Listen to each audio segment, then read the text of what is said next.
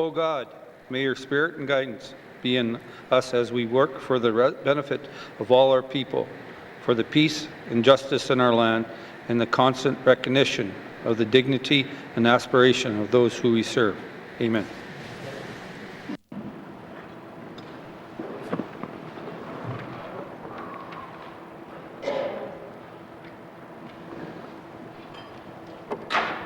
Minister statements. Minister statements. Minister responsible for the Northwest Territories Housing Corporation.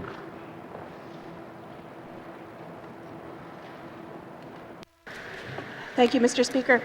Mr. Speaker, it has always been my belief that partnership between our communities, the Government of the Northwest Territories, and other levels of government are the key to increase affordable housing in the Northwest Territories.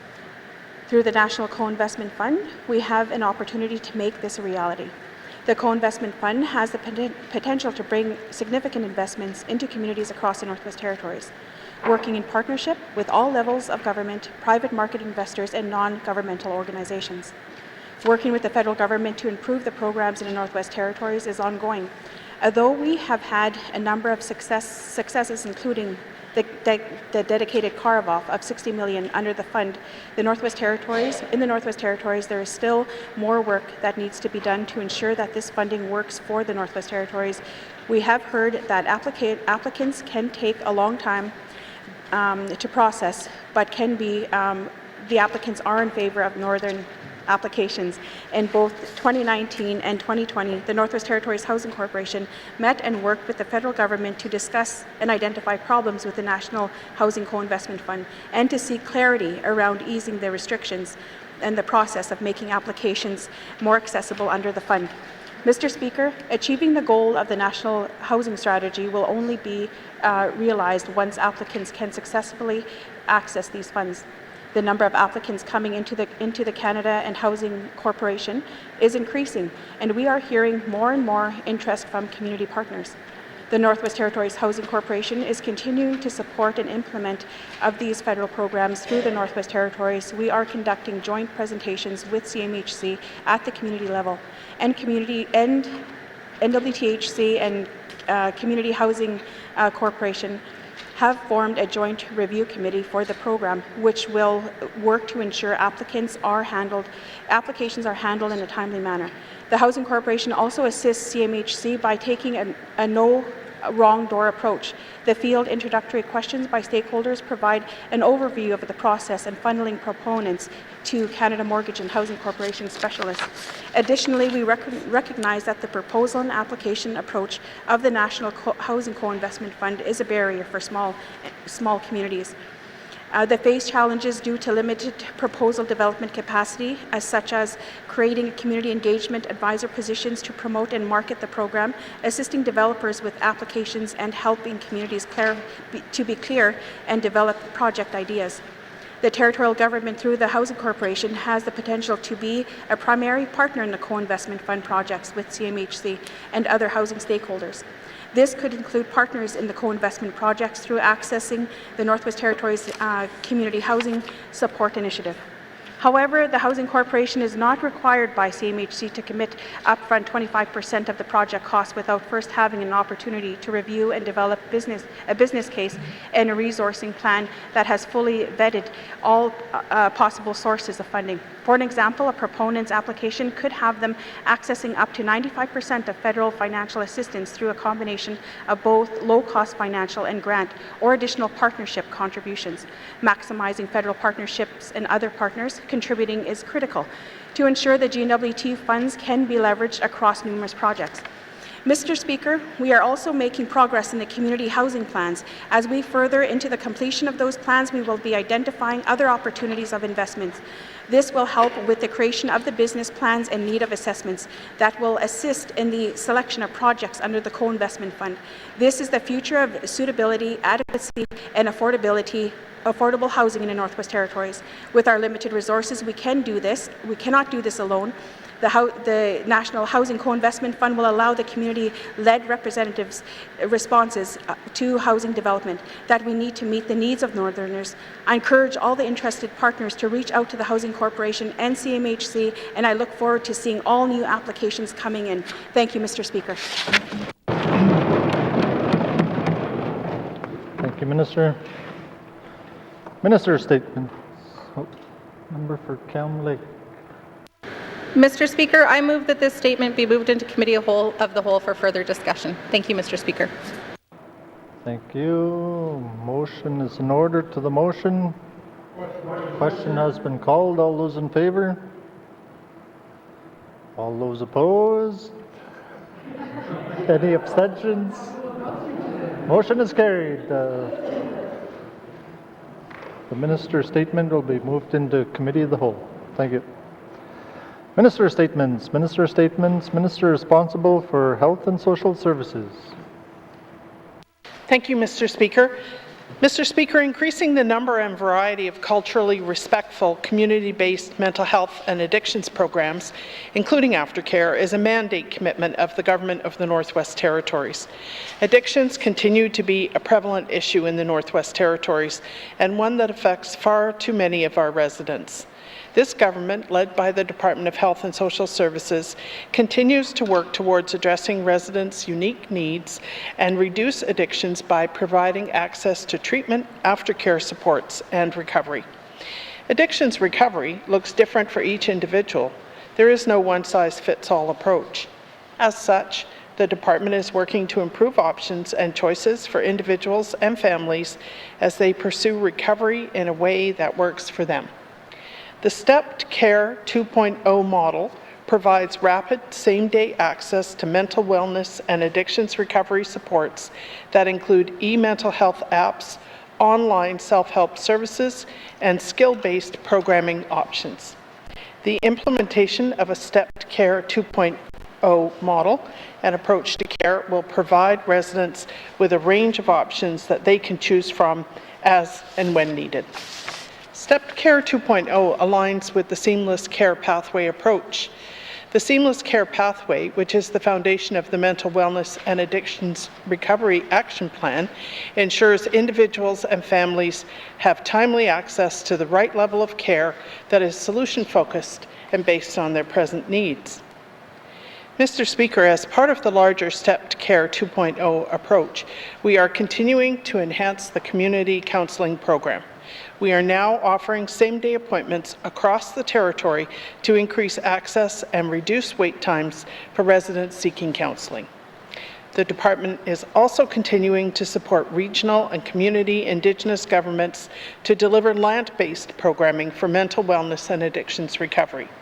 Beginning this year, the department will also be working with communities to establish peer support programming like Alcoholics Anonymous and Wellbriety at the community level.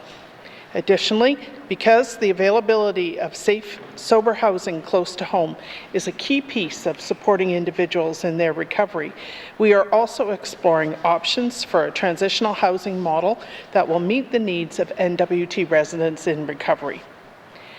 Mr. Speaker, one of the ways we're enhancing services for addictions recovery is by adding more options for facility-based addictions treatment. The department recently issued a request for proposals from Southern Addictions facilities to provide treatment programming to N.W.T residents. Mr. Speaker, I'm pleased to announce that as a result of this RFP process, the number of treatment facilities contracted by the GNWT has increased from 4 to 6. Effective October 1st, 2020, the department has contracts with Thorpe Recovery Centre, Renaissance, Poundmakers Treatment Lodge, Fresh Start Recovery Centre, Edgewood Treatment Centre, and Aventa. I have toured some of these facilities myself, and I can confirm that services provided are excellent and much appreciated.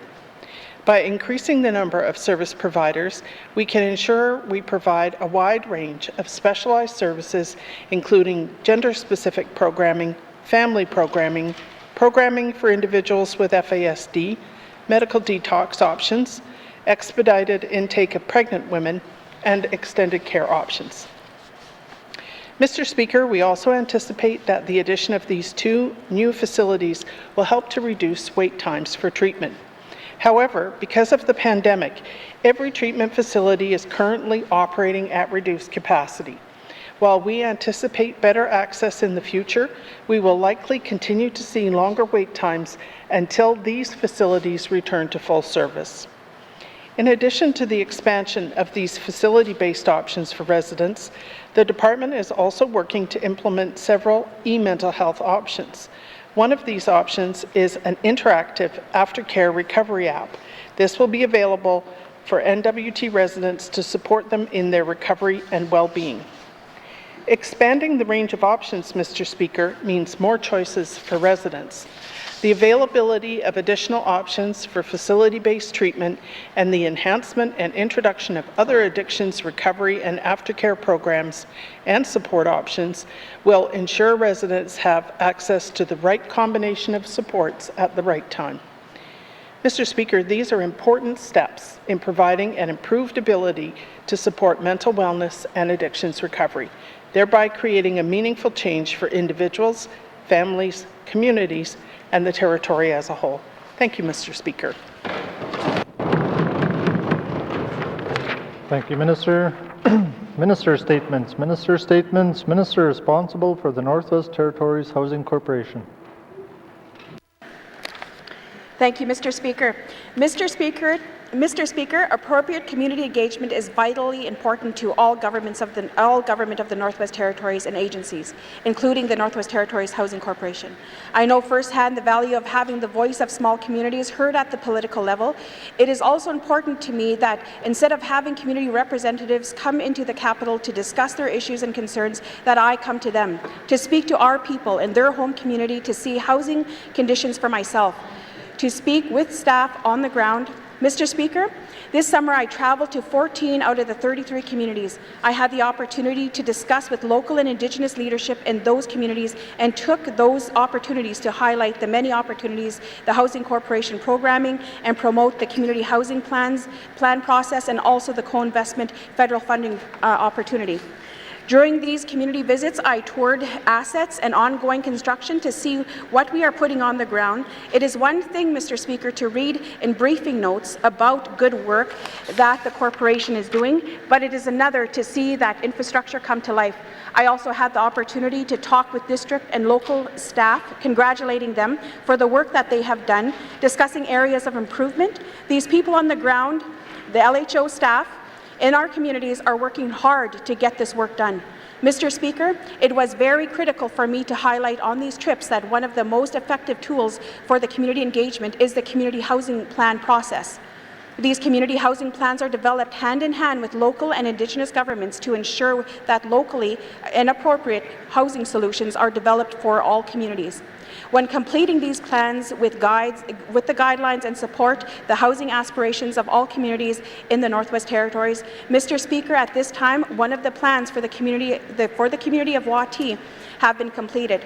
Further to the Housing Corporation staff have met with the representatives of 15 other communities to discuss their community housing plans. Despite the difficulties that the pandemic can present to the community engagement activities, I'm pleased to say that 4 more community housing plans are close to completion. We recognize that the development of community housing plans for all 33 communities in the Northwest Territories is ambitious, and it's an undertaking we are committed to work with. All of our partners and the community members is meaningful and in a respectful way. Developing of these community plans can take time, especially while ensuring that all of our staff, partners, and community members are following appropriate COVID-19 precautions, but these plans are too important. I'm confident that these plans will be tremendously a huge benefit to all communities of the Northwest Territories. I look forward to sharing the completed plans with the members as they become available, and importantly, I look forward to the improvement of housing outcomes these plans will bring to our communities. In closing, I want to thank the community leaders, the residents who are able to meet with me and simply greet me on the street, schedule with our leaders, schedule with our Indigenous groups and governments are jam-packed, but we were able to be everywhere and not to be everywhere at once. But I want to get the point sometime across in the next 4 years that when an appearance by the housing minister is given on the street and the community does come forward with ideas, that I take them seriously. I take them seriously to enhance our programming that we display as a Northwest Territories Housing Corporation, and I look forward to continuing my trips throughout the Northwest Territories. Thank you, Mr. Speaker. Thank you, Minister. Minister statements. Minister statements. Colleagues, just before we continue, please be mindful of the interpreters. I think they're in overdrive right now. But just take your time. Yep. Member statements. Member for Hay River South. Thank you, Mr. Speaker. Mr. Speaker, in the North, we have a severe deficit when it comes to housing for our residents. Although the N.W.T. Housing Corporation is responsible for upwards of 2,400 public housing units, we still know of families and individuals living on the streets in shelters or with relatives. In the southern part of the N.W.T., it is costing this government, on an average, approximately $600,000 per unit to build, while in the north, it can be around $1 million per unit. This, in many instances, does not take into account the cost of administration, land, and land preparation. Mr. Speaker, the N.W.T. Housing Corporation is planning for a combination of 22 new and replacement units across the N.W.T. I am pleased to hear that 2 new units are for Hay River. However, these 2 units will be used to replace the 6 that were demolished to make way for RCMP housing in the community. That is correct, Mr. Speaker. Hay River lost 6 units and received 2. It does not take a mathematician to figure out that the community is now in a deficit compared to last year. Mr. Speaker, without the support of the federal and territorial governments, housing problems facing our northern residents would be worse than it is now. But in saying that, it does not take away from the fact that we are not utilizing our funds as efficiently as we could. There is $60 million in a co-investment fund provided by the federal government, and approximately 2 years later, not a penny has been accessed. In September, the federal government announced the Rapid Housing Initiative, a $1 billion program. These funds, if accessible, would not only provide much-needed housing, but also provide safe places for families who access services from organizations like the Hay River Family Support Centre and others. Mr. Speaker, from the outside looking in, the N.W.T. Housing Corporation appears to have become stagnant and lost its sight of purpose. It appears to have raised a white flag and surrendered. I know that people employed by the N.W.T. Housing Corporation are good people. I know they have great ideas, are passionate and enthusiastic. I look to the minister responsible for the N.W.T. Housing Corporation and this government to show leadership and provide that encouragement and support. Mr. Speaker, times are changing, family sizes are changing, lifestyles are changing, the N.W.T. is changing. So it is reasonable to expect that the N.W.T. Housing Corporation embrace this change and consider adopting a new business model for public housing delivery. Thank you, Mr. Speaker. Thank you, member for Hay River South. Member statements. Member for Great Slave. Thank you, Mr. Speaker. Mr. Speaker, as the 19th of us gathered this time last year to discuss our priorities for our term in office, we had a rare moment of actual consensus where all of us agreed that the Northwest Territories was dealing with a housing crisis. 1 year later, we have not moved the needle on this critical issue as our government continues to focus mainly on COVID, creating additional layers of bureaucracy rather than on the needs of our vulnerable citizens and how we have been failing them. My home is my sanctuary. It is my refuge, where I calm my soul and recover from the stresses of my day. It is my legacy and my security, the means to one day help my nieces and nephews, or my plan B should life throw new challenges my way. I am proud of my home, that I was even able to purchase it, given I arrived in the North with nothing in my pocket 14 years ago. I am proud that it is a place to entertain my friends, as well as to offer them comfort and solace in their times of need. When people do not have the security of a place to safely lay their head at night, it affects all aspects of their lives. Without safety, sleep is elusive. Without sleep, people cannot function, and the mental health effects ripple throughout their lives. The stress of not having a home often leads to mental and physical abuse, addictions, and public health matters. Embarrassment of one's home or lack thereof can lead to depression and suicide. Intimate partners will stay in domestic violence situations longer rather than risk being homeless by themselves or with their children. Mr. Speaker, this is not right. This is a situation we can start to deal with immediately. Throughout our territory, there are numerous empty housing units awaiting repair or retrofits. Why is this not a priority of this cabinet to get these units into circulation? Elsewhere, contracts are awarded for new units that often cost the public purse double what a private sector developer could build for. Why does this continue to happen? Why are we not being smarter with our dollars and ensuring we get quality work for what we pay for? Mr. Speaker, I will have questions for the Minister of Housing at the appropriate time. Thank you. Thank you, member for Great Slave. Member statements. Member statements. Member for Detroit.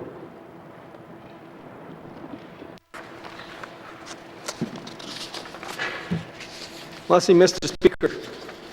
Mr. Speaker, I would like to paint a picture of the plight, struggles, addictions, and a host of other mental health issues of many of the vulnerable demographic of my community. Mr. Speaker, my community is no different than many of the other Indigenous Dene communities where people are dependent on income assistance or are fortunate enough to find a job eking out a living and living from paycheck to paycheck. Mr. Speaker, because of the lack of jobs or a stymied local economy, my people are very susceptible to addictions such as alcohol and drugs. With this comes a myriad of issues, including the mental health of the vulnerable population. When faced with a bleak future and are threatened, the mental health of these people escalates and more often than not are driven deeper into their addictions and depression. Mr. Speaker, we have to understand the local situation in terms of what is available to combat the addictions in our community. There is nothing. Let me repeat that again. There is nothing. My community does not have an addictions treatment center. My community does not have a family violence center. My community does not have a women's shelter, nor do we have an alcohol and drug counselor, which I may add is a much-needed position for our community. What I know most of all is we don't have a homeless shelter for people that are facing evictions or have been evicted from a public housing rental unit. Has this government ever contemplated trying to deliver these resources into the community to help my people to try to better themselves or have places to go rather than walk the streets? Mr. Speaker, I will have questions for the Housing Minister at the appropriate time. Merci. Thank you, member for Detroit. Member statements. Member statements. Member for N.W.T. Thank you, Mr. Speaker. Mr. Speaker, today I'm bringing up our Northern Airlines. On September 10th, 2020, federal government and our territorial government gave the airlines $31 million, $31.9 million, which we're really grateful for. This funding was intended to support Northern Airlines to continue essential services during COVID-19 pandemic. The airline provided essential services to the N.W.T residents, especially living in remote communities, which we represent, Mr. Speaker. I'm glad the federal government and our territorial government stepped up with this COVID funding. But this will make the Northern Airlines can continue to provide essential services such as medevacs or food resupply chain and providing medical travel for the people up and down the valley. The funding is meant to ensure Northern Airlines can return to their full schedules now, minimize layoffs, stay financially viable during this long pandemic crisis that we're in. Mr. Speaker, this is not enough to throw money at the airlines and just make that they're spending it not for the right reasons. $9.3 million was given to Canadian North, Mr. Speaker. I fly that airline, you fly that airline, back home to the Delta. At this time, I'm seeing no evidence in improvement of service. We give them that money, we fly in overcrowded flights, which people are already scared of getting COVID-19, to travelers at greater risk, and not 7 days a week service. What's up with that? And we're not even getting jet service now. We're getting turboprop and smaller jets when we should be getting 737 service. We paid for it. We're paying for it. It's plus, plus, plus for them. They get government travel, medical travel. You know, it's ongoing.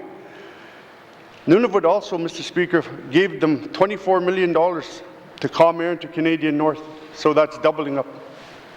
I want to make sure this, and earlier this month, Nunavut government assured Nunavut MLAs in their agreements that prohibit the airlines from using COVID-19 money to pay out bonuses. I want to make sure that their executives that they're not using to do the same with our funding that we're giving them. Mr. Speaker, It is important to support our essential service, the sectors. The government needs to ensure that the accountability and how the money is spent. Later today, I'll have the questions for the Minister of Finance on this appropriate time. Thank you, Mr. Speaker. Thank you, Member for N.W.T. Member statements. Member for Frame Lake. Merci, Monsieur le Président. The Minister of Industry, Tourism and Investment launched the long-awaited review of the fiscal regime for the N.W.T. mining industry last week.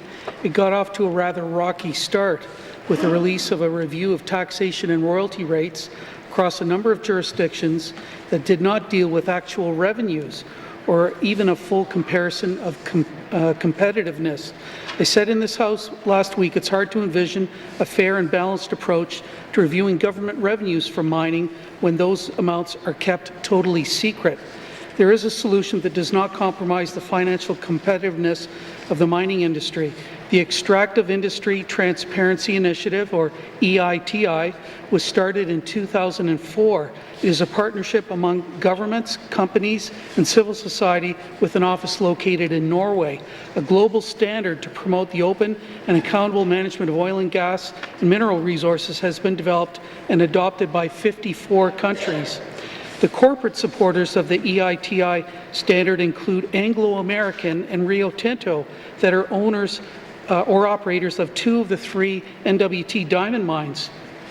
The standard requires the disclosure of information along the extractive industry value chain from the point of extraction to how revenues make their way through the government and how they benefit the public. The initiative and its standard seeks to strengthen public and corporate governance, promote understanding of natural resource management, and provides the data to inform reforms for greater transparency and accountability in the extractive sector. Canada is a supporting country along with others such as the US, UK, the Scandinavian countries, and European states. Although Canada is not an implementing country, the federal government's Extractive Sector Transparency Measures Act provides an equivalent level of reporting to the EITI standard. The public and the Minister can already see the revenues paid to G&W.T. and Indigenous governments by the 3 mines currently in production, although there are problems with the way this is reported.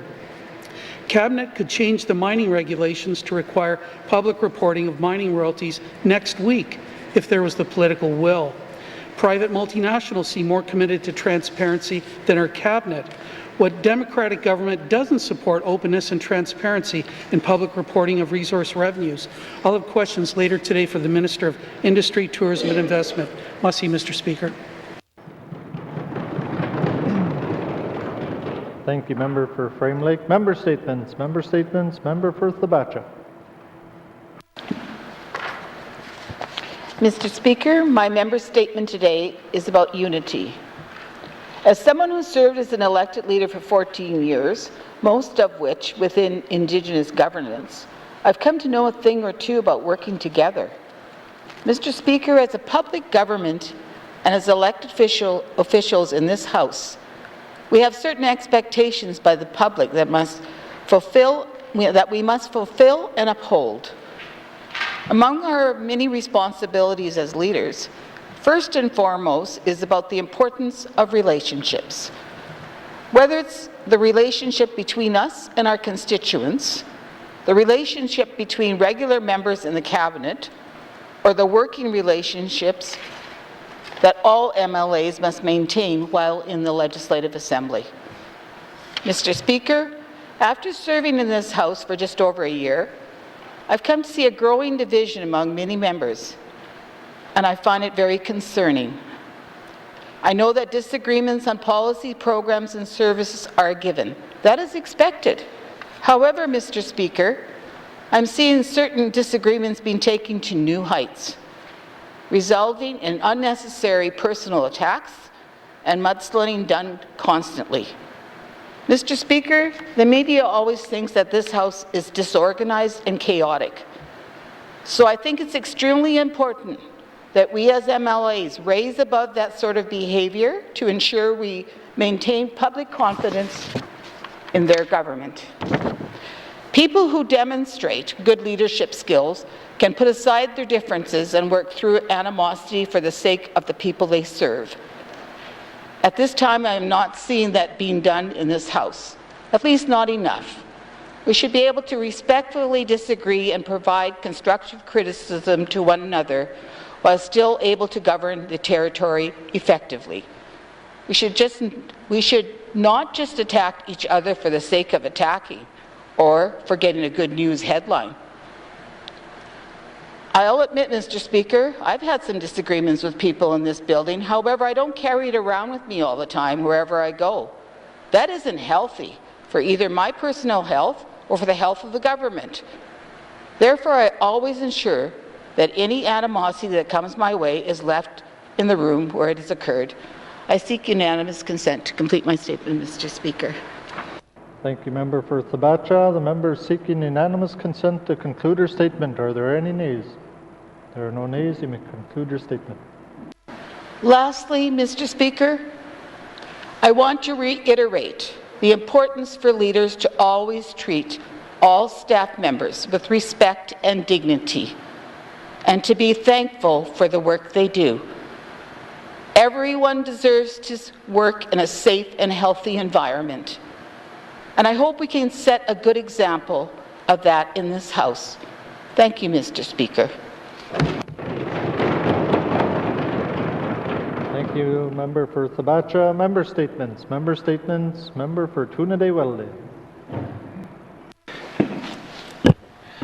Mr. Speaker. Mr. Speaker, today I'm going to talk about the need for more assistance regarding home ownership opportunities for residents of the N.W.T. Mr. Speaker, in the coming days, many of our residents are going to see an influx of money from class action lawsuits. The Indian Day School and 60 Scoop survivors in our communities will see a one-time payment to them. I won't tell our residents how they should spend their money, but they have told me they will look at home ownership. I would like to explore ways to assist them. Mr. Speaker, there are some barriers I have seen when it comes to home ownership in the North. I believe we must expand these services offered to our residents. One barrier, Mr. Speaker, is the massive amount of arrears that we're seeing at the local housing authority level. We often see assessing of people's incomes to pay for rent or arrears, and the N.W.T needs to adjust the way assessments are done to account for fluctuations of income. Many of my constituents have different levels of income in any given day, depending on seasonal work and short-term contracts. Other barriers, Mr. Speaker, include the ability to buy land or homes on certain lands, and an inability to get home insurance, and government programs which require land tenure before any work gets completed. This is a huge problem in my riding in particular, where programs such as the CARE program is inaccessible to people who are unable to buy the land on which the home sits. At the end of the day, Mr. Speaker, I think we all want to see our residents invest in themselves to get away from this perpetually dependent on public housing, rent, and move towards being homeowners wherever they can. Mr. Speaker. Thank you, Member for N.W.T. Member statements. Member statements. Member for Inuvik Twin Lakes. Thank you, Mr. Speaker. Mr. Speaker, homelessness is not something new, but when I was growing up, I did not see it in my community. What I see now are elders to youth homeless.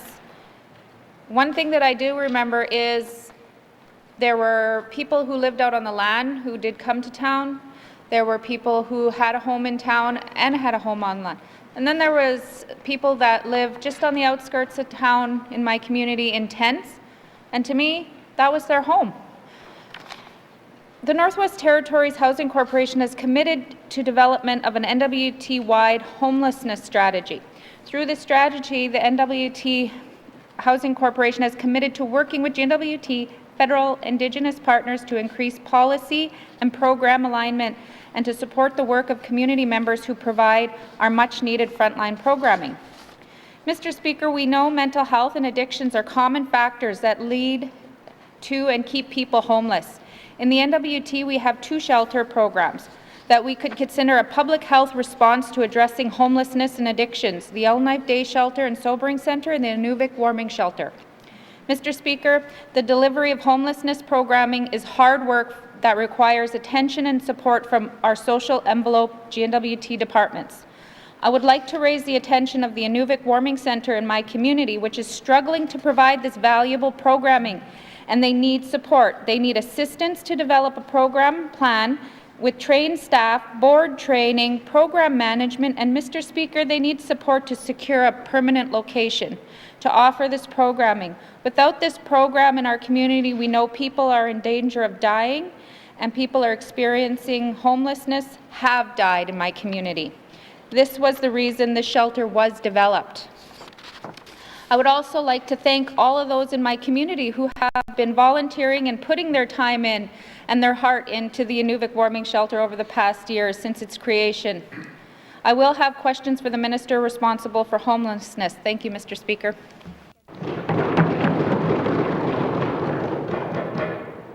Thank you, Member for Inuvik Twin Lakes. Member statements. Member statements. Member for Yellowknife North. Thank you, Mr. Speaker. I was glad to hear both of the Minister's statements today on housing and my colleagues' statements on housing. I am confident this is a shared priority for all members of this House. However, it's going to take significant community or political will to accomplish this, Mr. Speaker. I'm glad to hear we're making community housing plans for all 33 communities. However, I want to note that Yellowknife already has a 10-year plan to end homelessness. It was federally funded, it was fully researched, and it's costed. And we need $140 million to end homelessness. And we can make more plans and we can talk more, but at the end of the day, this is going to take money. And Mr. Speaker, there are plenty of federal pools out there. However, we need to assist organizations, we need to assist community governments, and we need the N.W.T. Housing Corp to take the lead on getting that federal money. Mr. Speaker, with the political will, we can end homelessness in this territory. I believe that federal funding is there. However, Mr. Speaker, I am concerned that far too often the N.W.T. Housing Corp is not a body committed to ending homelessness, but it is a landlord managing a portfolio. And Mr. Speaker, this is one of the systemic problems we see. We need clear political leadership that goes to Ottawa with a plan that is costed and gets that money so we can truly move the dial on housing. And Mr. Speaker, absent us doing it, it will not happen. This territory saw 2 decades of economic prosperity as diamond mines opened, as thousands of jobs were created. Our economic forecast shows we are going to see 15,000 new jobs created as people start to retire. Mr. Speaker, there are lots of jobs, so much so that we are asking immigrants to fill them. However, our people cannot take those jobs unless they are housed. And Mr. Speaker, it requires government action to end homelessness. We can grow and create more jobs, but in that time period, we actually saw much of our housing fall into core need. We saw the Housing Corp's portfolio age and not be maintained. During that time, homelessness actually increased because there was not significant government action to make this a priority. Mr. Speaker, this is a priority for this House. It requires a plan, it requires costing, and it requires us spending those dollars. I will have a question for the ministers responsible for the N.W.T. Housing Corp. Thank you, Mr. Speaker. Thank you, Member for Yellowknife North. Member statements. Member statements. Member for Kamloops. Mr. Speaker, the North is facing a serious housing crisis. Over 50% of housing in small communities require major repairs, overcrowding is common, and even a more concern during a pandemic. Over 900 people are currently on the public housing waitlist, and Yellowknife's greatest challenge is affordability. In 2018, the federal government launched a $41 billion national housing strategy, including a $60 million allocation for the N.W.T. co-investment fund. Mr. Speaker, 2 years later, none of this funding has been used. Potential partners are busy providing frontline service to N.W.T. residents and cannot meet the administrative burdens of a demanding application process. The GNWT is fully aware of these capacity issues and cannot afford to play a passive role. It is not even enough for them to act as a facilitator. The Housing Corporation must become an advocate and assume responsibility for ensuring this funding is fully accessed by non-governmental organizations. Seeking partnerships, promoting project opportunities, and facilitating applications must be a priority for the minister responsible. There are dozens of creative opportunities to use the co-investment fund. There is a need for aftercare housing and supportive programming across the N.W.T. The On-Land Wellness Initiative funding promoted by the Minister of Health and Social Services could be used for aftercare supports. This is a perfect opportunity for Indigenous-owned and government-supported housing. In some N.W.T. communities, teachers are living in schools where they teach. This too presents an opportunity for community-owned housing with guaranteed renters. Mr. Speaker, the co-investment fund isn't only for new construction. It can also be used for housing repair and renewal to develop energy-efficient, accessible, and socially inclusive housing. In the constituency I serve, there are 2 housing co-ops. I am proud that Cam Lakes Borealis Co-op submitted an application for co-investment funding to retrofit their units. The federal government approved the Borealis application from the main National Housing Strategy funding pot, meaning that our $60 million allocation remains unsubscribed. The Housing Corporation must provide a well-structured, supported, and communicated co-investment fund process with a creative and empowered leader. In February, the minister responsible advised this House that they would be hiring such a person. Increasing access to affordable homes and reducing core need is a mandate of this Assembly. It will be this government's failure if the Northwest Territories misses out on the opportunities this funding presents to address our long housing crisis, and that would be a northern travesty, Mr. Speaker. Thank you. Thank you, member for Cam Lake. Member statements. Member statements. Member for Mumphy. Mr. Speaker. Mr. Speaker, we are commenting on N.W.T. Housing Corporation. When we take a look at other housing issues in the communities, we have a lot of problems. Sometimes we live in small houses, sometimes we all live in mansions. So we all treat everyone the same. So, and Housing Corporation, the way they allocate houses, that policy needs to be changed. Mr. Speaker.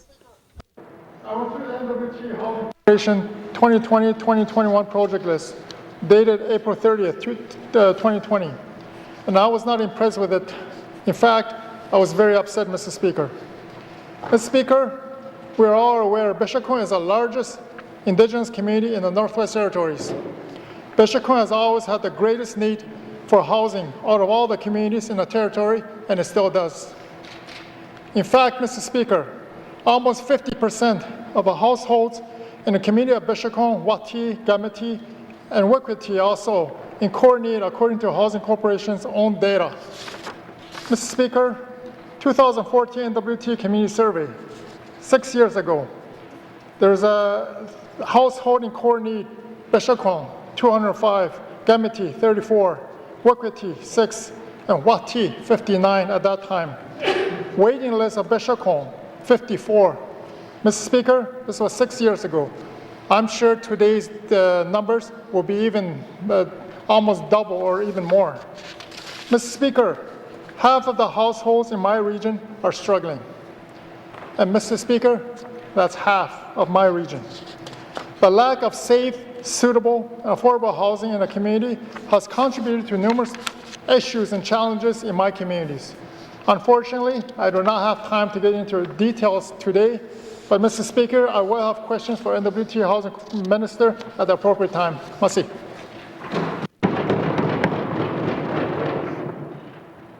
Thank you, member for Mumphy. Member statements. Member statements. Member for Nahende. Thank you, Mr. Speaker. At the time of Perry's birth, his parents were living in Fort Res. Though there was a hospital, there was no doctor at the time. Therefore, he had to be born in Marthorpe, Alberta, May of 1963. The journey back to Fort Resolution was a float plane from Fort Smith because the runway in Fort Resolution was out at the time. The family left Fort Res in 1966, but returned to the N.W.T. February of 1974 and settled in Hay River. Perry was a natural athlete and competed in many sports: hockey, softball, baseball, basketball, swimming, and track and field. Through sports, he formed strong bonds of friendship to remain true his whole life. He traveled to various places in the Northwest Territories and Canada as members of teams representing the N.W.T. Perry set an N.W.T. record for high jump in 1978. It still intact at 1987. Following high school, Perry worked for the Hudson Bay Company as a manager trainee, and in 1982, he moved to position within the company at Lac La Biche. Opportunities for retail management opened up with him at Mark's Warehouse, which ultimately led him to Fort McMurray, where he met his wife. Together, they raised 3 children, Matthew, Cole, and Rachel. In 1989, Perry completed post-secondary studies at N.W.T in the information technology field and began a long career at Suncor Incorp as an IT specialist. A company moved the family to Airdrie in 2001. Perry remained with Suncor until 2008 and started a new career path as a journeyman motorcycle mechanic, blending a passion for fixing things and mechanics. Perry's love of sports carried on throughout his life. Hockey, a faithful Oilers fan, and a proud member of the Fort McMurray Rugby Knights football team. And he always found ways to support and be involved in the interests of his family and children, coaching, supporting, mentoring. He took great pride in his family and friends. People who were important to Perry, his family and friends, co-workers to be sure, but even those newly met. He spoke so easily with people. Drawing from his life experience, a remarkable memory, and sharp wit, he had a knack for connecting with people. He cherished the connection he made with people and found great joy in relating stories after stories of good times and adventures. He was loyal to a fault and always watching out for others, a genuine, honest man. Perry was proud of being from the Northwest Territories. He loved the landscape, but mostly the people who became part of his life. He remained connected with his friends and throughout his life, not just through phone calls, emails, and comments and messages on Facebook, but by making the time to visit. Perry made many trips back to the N.W.T to connect with old friends and see loved and beloved sights. Among his most fond memories, taking the sled out onto the Great Slave and laying underneath the stars and watching the brilliance of the Northern Lights. Perry will be sadly missed by his friends and family. Thank you, Mr. Speaker. Thank you, Member for Nahende. Our thoughts and prayers are with the family. Member statements. Member statements. Returns to oral questions. Returns to oral questions. Recognition of visitors in the gallery. Recognition of visitors in the gallery. Acknowledgements. Acknowledgements. Oral questions. Member for the Inuvik Twin Lakes. Thank you, Mr. Speaker. Mr. Speaker, I would like to ask the minister responsible to address homelessness. What is the new homelessness strategy identified in terms of support for community-based service providers to operate and build capacity to deliver programs, specifically to my community of Inuvik? Thank you, Mr. Speaker. Thank you, Member for Inuvik Twin Lakes. Minister responsible for homelessness. Mr. Speaker, the Northwest Territories Housing Corporation has created a number of homelessness initiatives throughout the Northwest Territories. Specifically to the members' riding, we do have a homelessness shelter and we do have a warming shelter. The Northwest Territories Housing Corporation has funded that program annually of $600,000. And also we are aware of the current circumstances with these homelessness initiatives in her riding. We will be sending Housing Corporation support to work with those nonprofit organizations. Thank you, Mr. Speaker. Thank you, Minister. Oral questions. Member for Inuvik Twin Lakes.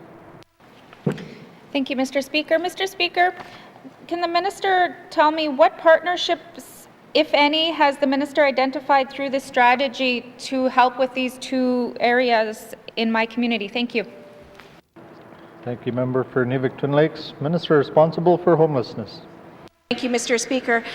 Within the members' riding, we do have partnerships with the town of Inuvik, and we do work with local organizations as well too, to making sure that we do address this issue within her community. Homelessness has come very significant throughout the Northwest Territories, and the Housing Corporation is committed to be working with each of the communities throughout the territory to find solutions. Thank you, Mr. Speaker. Thank you, Minister. Oral questions. Member for Inuvik Twin Lakes. Thank you, Mr. Speaker. And on the first question in the answer, I think I did hear that the minister is going to be sending her staff up to Inuvik, so will the minister, one of my questions was, will she get a start on implementing this strategy by reaching out to the Inuvik warming shelter and help them to identify solutions to address their operational issues? Thank you, Mr. Speaker. Thank you, member for Inuvik-Twin Lakes. Minister responsible for homelessness. Mr. Speaker, the Inuvik Warming Shelter has been involved in the strategy.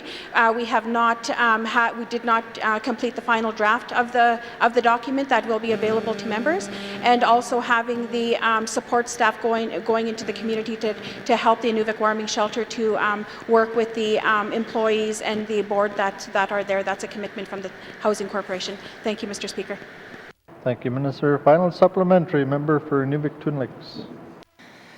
Thank you, Mr. Speaker, and thank you to the minister. You know, it's winter time. I was home this weekend. There's lots of snow. It's cold, and so I'm glad that that the minister is going to send her staff in and start working with my community, as we can't afford to have the place shut down, and that was in the media. And just at the beginning of the month, that the board was thinking of dissolving the society.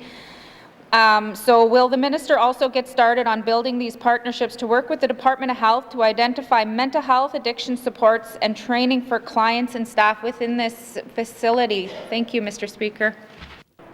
Thank you, member for Inuvik-Twin Lakes. Minister responsible for homelessness.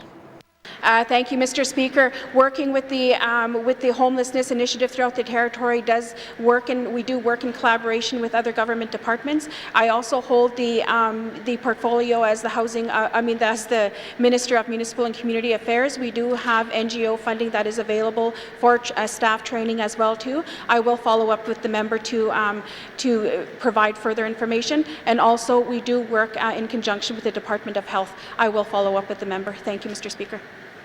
Thank you, Minister. Oral questions. Member for N.W.T.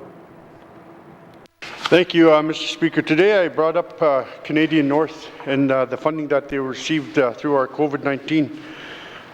Do we have an agreement with the airline in regards to COVID-19 relief on how the money is spent? And if we do, does the Minister could provide a few examples? Or thank you, Mr. Speaker. Thank you, member for N.W.T. Minister responsible for finance. Mr. Speaker, yes, Mr. Speaker, there are two agreements. The first round of funding that was received or that was handed out was given in the form of grants. However, the second round of funding that went out did require a contribution agreement, and there are requirements for minimum services into the communities. Thank you. Thank you, Minister. Oral questions. Member for N.W.T. Thank you, Mr. Speaker. Thank the Minister for that. Does our agreements that prohibit the use of paying executive bonuses in those agreements standing right now, Mr. Speaker? Thank you. Thank you, member for N.W.T. Minister responsible for finance. Speaker, yes, Mr. Speaker, that is one of the other items that is in the agreement, is that recipients are not to make any dividend payments, and also not to have any other management bonuses as part of the agreement for receiving that funding. Thank you. Thank you, Minister. Oral questions. Member for N.W.T. Thank you, Mr. Speaker. Mr. Speaker, the airlines receiving the funding from Nunavut, they must submit their financial records to the Nunavut government. Is our government asking the same? Are we getting them to submit their receivables and bank statements to this government? Thank you, Mr. Speaker. Thank you, member for N.W.T. Minister responsible for finance. Thank you, Mr. Speaker. Mr. Speaker, yes, it's a very similar program here, and in fact, they were all of the airline carriers who received the funding had to submit their detailed financials in advance of receiving the funding. That was part of the way in which it was decided and determined by the Department of Finance exactly how much would be given to each entity. And I mean, the member raises an important issue that I want to note that the Department of Finance and the Management Board Secretariat does continue to monitor compliance with this agreement to ensure that the minimum services are being provided. Thank you, Mr. Speaker. Thank you, Minister. Final supplementary, member for N.W.T. Thank you, Mr. Speaker. Mr. Speaker, in regards to ensuring accountability to the airline, how does it work for the, I guess, the accountability? What if the N.W.T finds funding that was misspent? Are they required to pay the funding back? And since it's my last question, can they tell them to put 7-day service back in the Beaufort Delta? Thank you, Mr. Speaker. Thank you, member for N.W.T, Minister responsible for Finance. Thank you, Mr. Speaker. Yes, Mr. Speaker, at this point, as I said, we are continuing to monitor and ensure that there is compliance on the minimum frequencies. There is a provision in the agreement that does say that there's an encouragement, if you will, that on the airline to in fact continue to increase and implement, or continue to implement an increase to the number of services that are being provided. So I certainly will go back and follow up, make sure that in fact they have taken all steps that are reasonably available to the airline to increase the services. I too am hearing the stories of flights being full. So we'll certainly go back and make sure that that has been done and that we're doing our very best to monitor that agreement to make sure that they're fulfilling it to the best of their ability. Thank you, Mr. Speaker. Thank you, Minister. Oral questions. Oral questions. Member for Haver South. Thank you, Mr. Speaker. Mr. Speaker, the National Housing Co-Investment Fund supports the new and revitalization construction of mixed income, mixed tenure, mixed use affordable housing. Funded projects need support from another level of government to ensure coordination of investments. In this case, it's the N.W.T or possibly other funds. Can the Minister of Housing please explain to the people of the N.W.T why is it that after 2 years, not a penny of the National Housing Co-Investment Fund has been accessed by any proponent in the N.W.T? Thank you, Mr. Speaker. Thank you, member for Haver South. Minister responsible for the Northwest Territories Housing Corporation. Thank you, Mr. Speaker. The National Co-Investment Fund is a federal program that is available to the Northwest Territories. There is also a national pot that is available to the Northwest, to Canada, that is available nationally. The majority of the applications that have been received access the national pot. Approximately $55 million for the Northwest Territories that was not allocated to the territory, but allocated to the applicant. Right now, the Housing Corporation has advertised for a co-investment project officer that will be hired for the Housing Corporation to work with CMHC. This summer, the Housing Corporation had also travelled throughout the Northwest Territories with Canada Mortgage and Housing Corporation to advertise and to gain Indigenous partnership and Indigenous interest, stakeholders as well, to take part in the opportunity to apply for the co-investment fund. Right now, I am committed to be working a lot more stronger, a lot more harder, getting the message out. I need NGOs to come forward. I need Indigenous groups to come and work with us. $60 million, it has to be spent. Thank you, Mr. Speaker. Thank you, Minister. Oral questions. Member for Haver South. Thank you, Mr. Speaker. The problem I see is that we have a program that has too many players. So the question I have for the Minister is, has the Minister considered requesting authority from the federal government that her department receive and manage the disbursement of the $60 million co-investment fund in order to streamline the process to accommodate timely access by proponents? Thank you, Mr. Speaker. Thank you, member for Haver South. Minister responsible for housing. Thank you, Mr. Speaker, and thank you, member, for that question, because this is a priority of the Housing Corporation, is to have full access to the $60 million. Right now, we have proposed a carve-off of $10 million. We are working with the federal government as well, and also lobbying as well for the Northwest Territories Housing Corporation to at least have full access to the $60 million so we could administer and we could let the federal government know this is how houses need to be built in the Northwest Territories. This is how much it's going to be costing us. We do work within climate change, and we do have two dynamics in the territory that is accessible by highway. The other is accessible by river and by winter roads, and we need to get these houses.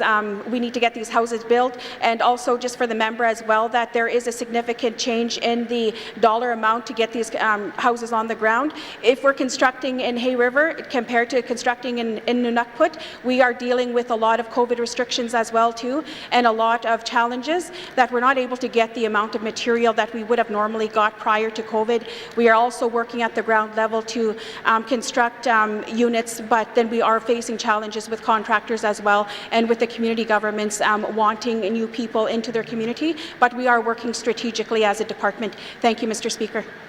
Thank you, Minister. Oral questions. Member for Haver South. Thank you, Mr. Speaker. In part due to COVID, the Government of Canada, through CMHC, launched the Rapid Housing Initiative, a $1 billion program to help address urgent housing needs of vulnerable Canadians to the rapid construction of affordable housing. The aim of the program is to commit all funds before March 31st, 2021 to ensure housing is available within 12 months of the agreement.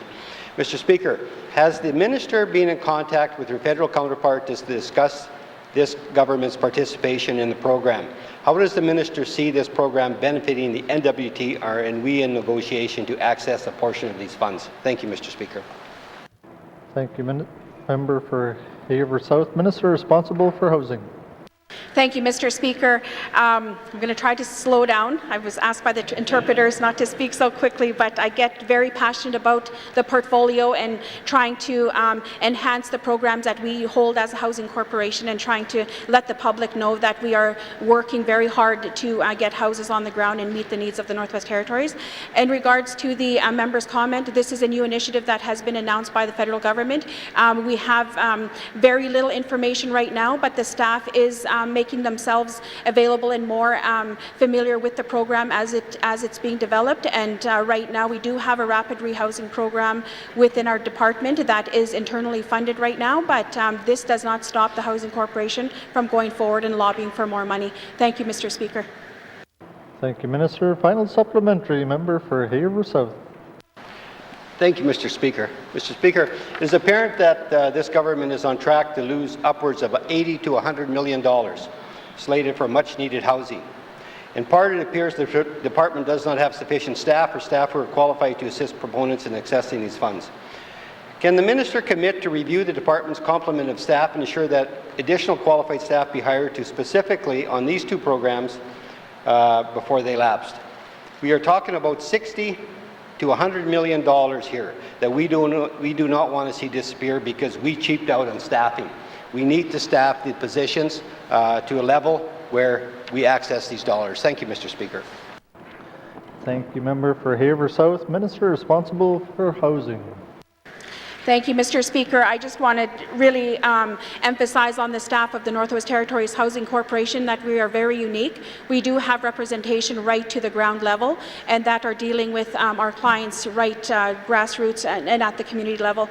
So representation and looking at further professionalism to adequately work with the funding that has been announced by the federal government. I believe in that we do have those staff already hired. We have them in-house. I feel that we need to start getting them out. They need to start traveling, and we need to start advocating for federal dollars. And I will be following up with the member. Thank you, Mr. Speaker. Thank you, Minister. Oral questions. Member for Frame Lake.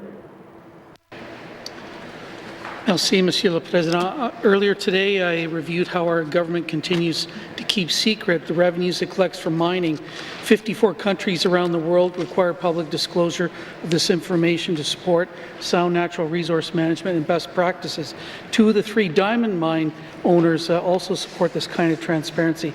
Can the Minister of Industry, Tourism and Investment explain why our government continues to keep public revenues from mining secret? Merci, Mr. Speaker. Thank you, member for Frame Lake. Minister responsible for Industry, Tourism and Investment. Thank you, Mr. Speaker. Mr. Speaker, we inherited the current mining regulation regime as part of devolution, and that is still this regime that we are operating under. One of the things that the Department of ITI is tasked with doing during this assembly is, in fact, to modernize the Mineral Resources regulations so that the new Mineral Resources Act can, in fact, come into force. Part of that work includes modernizing the transparency provisions that are currently in the regulations, and it's those. But for the moment, Mr. Speaker, those regulations do require confidentiality. Have a confidentiality clause, and it's one to which I'm bound. It's not dissimilar to something that is in many other Canadian jurisdictions, but that's not to say that we won't be doing work to modernize ours and to bring it home and make it, in fact, something that works for the best interests of the people of the Northwest Territory once that work gets done. Thank you, Mr. Speaker. Thank you, Minister. Oral questions. Member for Frame Lake. Monsieur le Président, I want to thank the Minister for that. A devolution took place over 6 years ago, and the secrecy problem still has not been fixed. It's not from lack of trying on my part, and I'd rather not be here 4 years from now talking about it again. Can the minister tell us whether there is a plan, what it might be, and what it might be to finally begin to publicly disclose resource revenues in the interest of corporate best practices, transparency and openness? Mr. Speaker. Thank you, member for Frame Lake. Minister responsible for ITI. Thank you, Mr. Speaker. Yes, Mr. Speaker, as I already indicated, the work of modernizing and bringing home the mineral resources regulations in order to enact the Mineral Resources Act is already underway. It's a very important piece of work that's happening in the Department of Industry, Tourism and Investment. At this stage, we're expecting that within the next 18 months to 2 years, there'll be a set of drafting regulations that are available for consultation with the Indigenous governments, and by 2023, hopefully things will be ready to roll out. That process is meant to be inclusive. It's meant to reflect the same sort of level of co-development process that the Mineral Resources Act underwent, and we want to make sure that we do that and engage all of those same stakeholders to the same level and degree so that they have a role and a voice to play as we develop these regulations, including improving and modernizing the transparency section. Thank you, Mr. Speaker. Thank you, Minister. Oral questions. Member for Frame Lake. Merci, Monsieur le Président. I want to thank the Minister for that response. I said last week that any review of the fiscal regime for mining in the Northwest Territories is fatally flawed if there is no ability to analyze the actual revenues we receive. I want a healthy mining industry, but we also need to make sure that the public and Indigenous governments get a fair share of the revenues. Can the minister explain how there can be a fair and balanced review of the fiscal regime for mining when the actual revenues are secret? Merci, Mr. Speaker. Thank you, member for Frame Lake. Minister responsible for ITI. Thank you, Mr. Speaker. Mr. Speaker, what was released last week was a benchmarking report. It was step 1 of 12 different steps that are going to be used in order to evaluate the resource royalty sector within the regulations.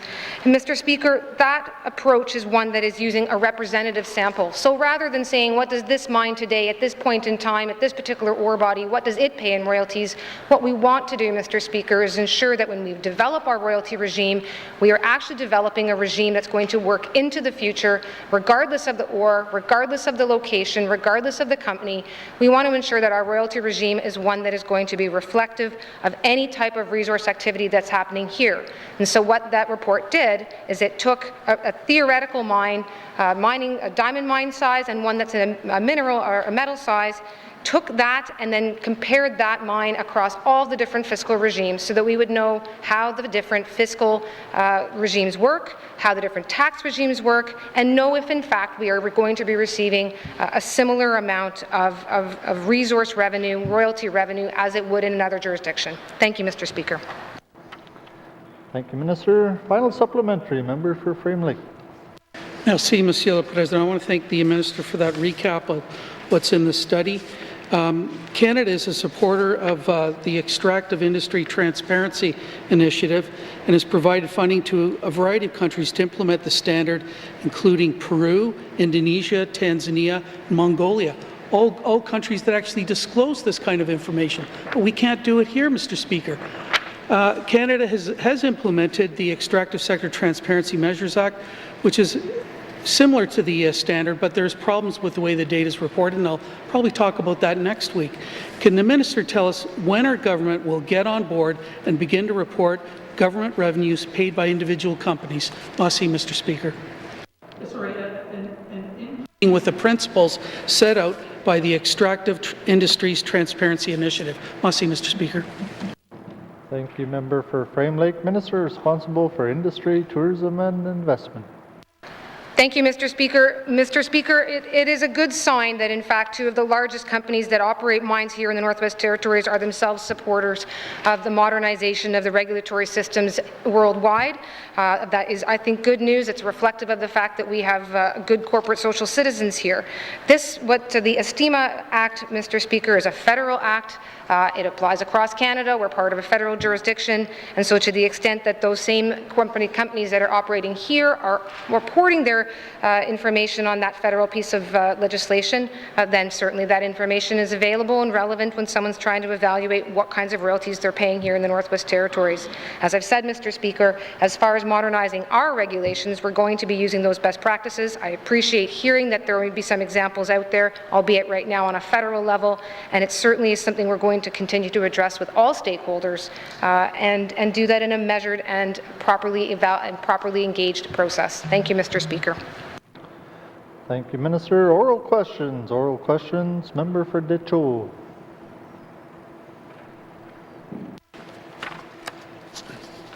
Mr. Speaker. Mr. Speaker, my member's statement alluded to the social ills of my people, especially the ones in housing's public rental units. I believe it's time this government realize that it is the Northwest Territories Housing Corporation that is creating this homelessness situation. They keep throwing out the most vulnerable people like they're not human beings, like let's throw them out to fend for themselves. This is totally unacceptable. Mr. Speaker, the Northwest Territories Housing Corporation is not a business. It is to deliver social housing and social programs to my First Nations people. My question is, will the minister reconsider evicting my people for the foreseeable future as winter is now setting in? Masi. Thank you, Member for Ditcho. Minister responsible for the Northwest Territories Housing Corporation. Speaker, the Northwest Territories Housing Corporation is a social program. We do provide housing right at the ground level. We do have adequate rent assessments that are being delivered. I do understand the member coming from and looking at the evictions and our process. It is. I just want to let the member know that it is a lengthy process that is administered and that we follow throughout the Housing Corporation. But also, as a minister for the Housing Corporation, safety is a #1 issue, illegal activity as well too, and we address all of those concerns first before we actually get to the state of ultimate eviction for the clients. Right now, the Housing Corporation will not be evicting anybody during the winter months. And should we see safety as an issue, we'll have to deal with those case by case. Thank you, Mr. Speaker. Thank you, Minister. Oral questions. Member for Ditcho. Masi for that, Minister, and Masi, Mr. Speaker. I spoke at length of the social ills faced by the people. Those are the parts you have to remember for all the people of my community.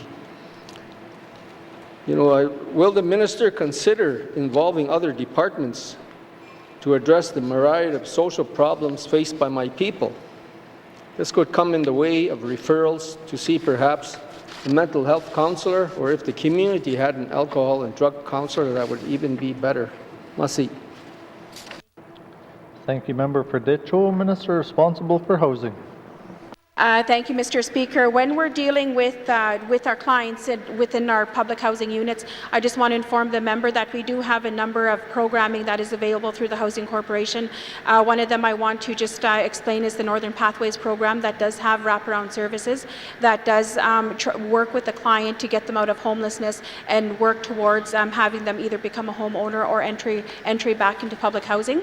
I do work with my colleagues as well too to identify stronger solutions that meet the needs of the Northwest Territories, and I look forward to looking at initiatives as I continue my tours throughout the Northwest Territories, and also seeing how we could better adequately work with the people. Thank you, Mr. Speaker.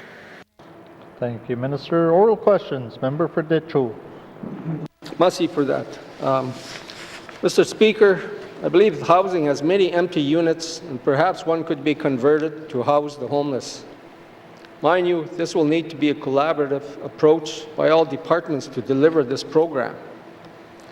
Will the minister consider this option and meet with the community leadership to discuss possible scenarios? Masi. Thank you, Member for Ditcho. Minister responsible for housing.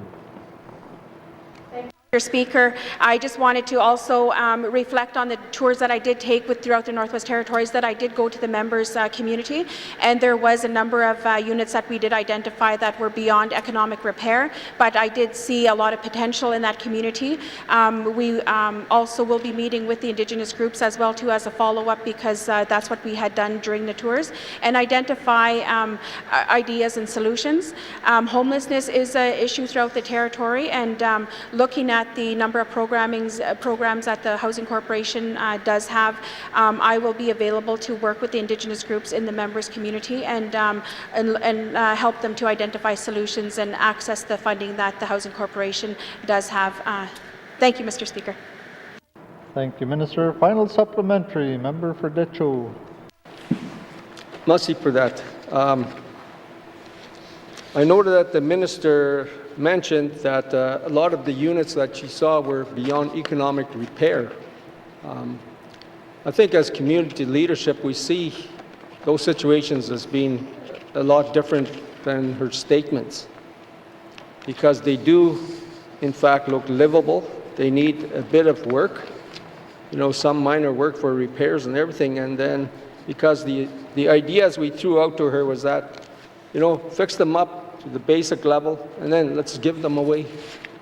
That was one of the scenarios anyways.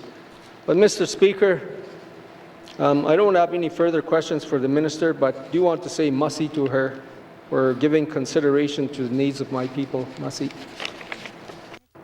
Thank you, member for Decho. Take that as a comment. Oral questions.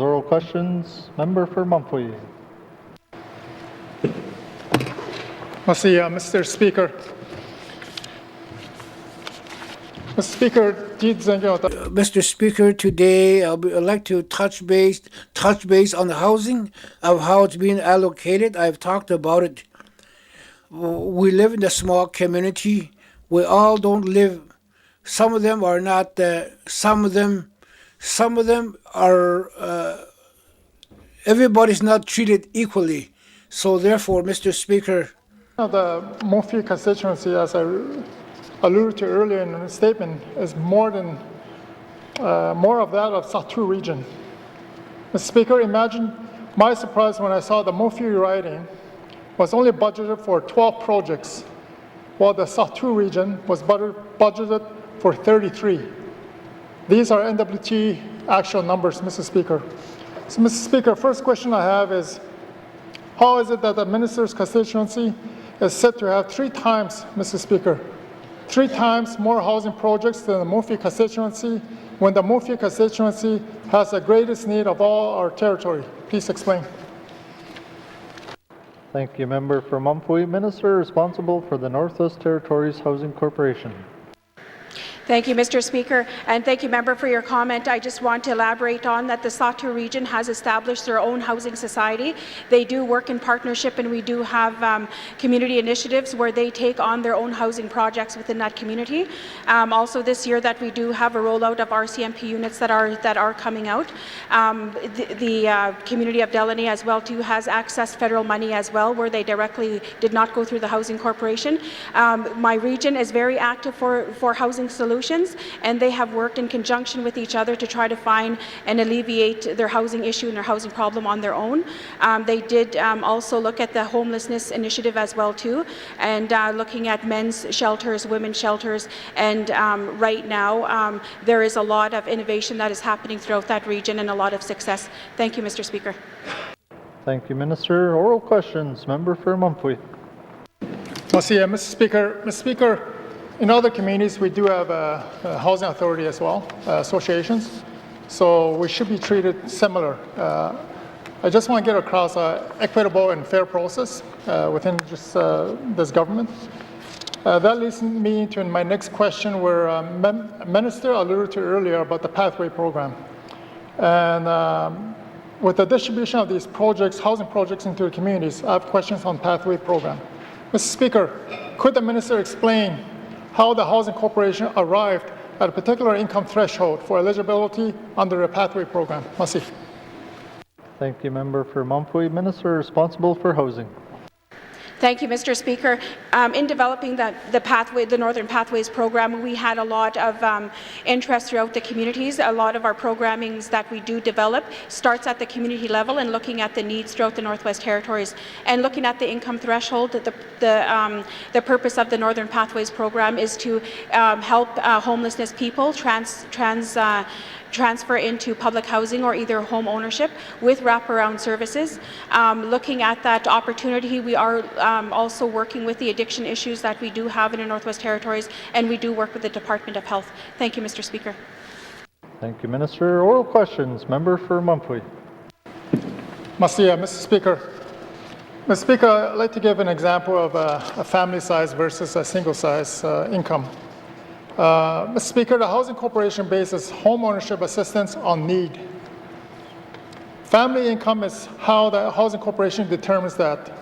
Mr. Speaker, what role does family size and disposable income play in deciding if the family has too much money to qualify for pathway program? Mr. Speaker. Thank you, Member for Mumfree. Minister responsible for housing. Thank you, Mr. Speaker. This is a discussion we are having within our department as well, and I do hear the member's concerns as well, because he had brought this up in the past before, is that, we are a traditional territory as well. We do have elders that are located in our public housing units, and we do have additional family members that do care for them.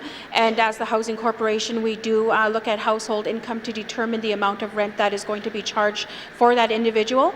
Right now, I am looking at that. And I do come from a smaller community, so I see this right at the grassroots, and it does become an issue because it does end up having that the elders that are either living privately or within the public housing units, that they end up not being qualified for certain programming. And I do hear the member's statement and his concerns. I will be working with my department, and we're actually looking at that and reviewing that right now. Thank you, Mr. Speaker. Thank you, Minister. Final supplementary, Member for Mumfree. Mr. Speaker, the threshold cutoff is 100,000, and I'm referring to individual that makes 115, and they're over 15,000 threshold, and they have 3 kids and a household income. So, Mr. Speaker, a family of 5 has been told that it's well off for home ownership subsidies under a pathway program. Mr. Speaker, this is not the first time.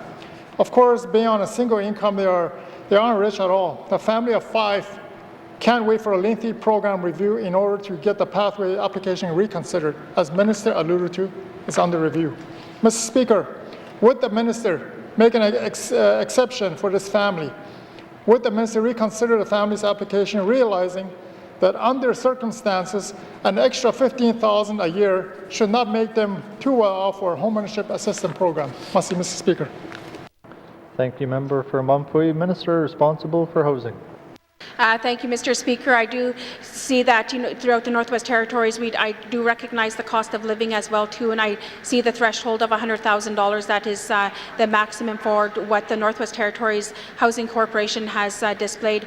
But then also I want to inform the member as well. We need to show consistency and fairness throughout the Northwest Territories when we're looking at our applications, and we need to make sure that when we're looking at the applications that we are fair and we are consistent and we are meeting the needs of the Northwest Territories, but also that when the requests come into our office, we do find additional information that does burden those applications as we go forward, but we do try to alleviate every single avenue that we possibly can to making sure that these applicants are successful.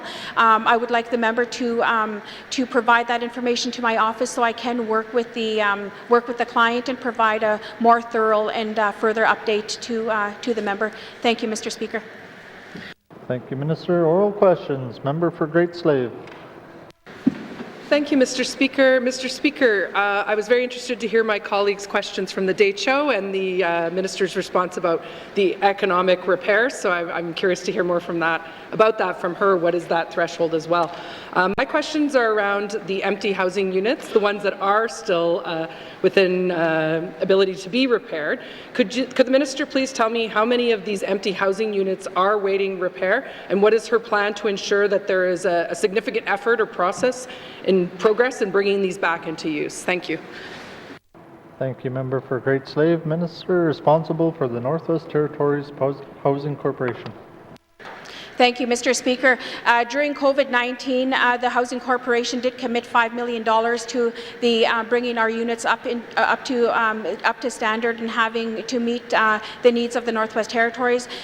Looking at that commitment, we did put out a list of a substantial amount of units throughout the territory. Right now, I just want to say approximately, not the exact number, but the last update I was given was 65 units that were ready to go and they were repaired and they were allocated and at the community level, but we do have an additional amount of units that we are working with right now that I do want to making sure that if we have these ready and available, that the energy efficiency of those units are well, and that we do acknowledge that as well, that if we're going to be renovating these units, that I want them to be ready, I want them to be done, and I want them to be very efficient.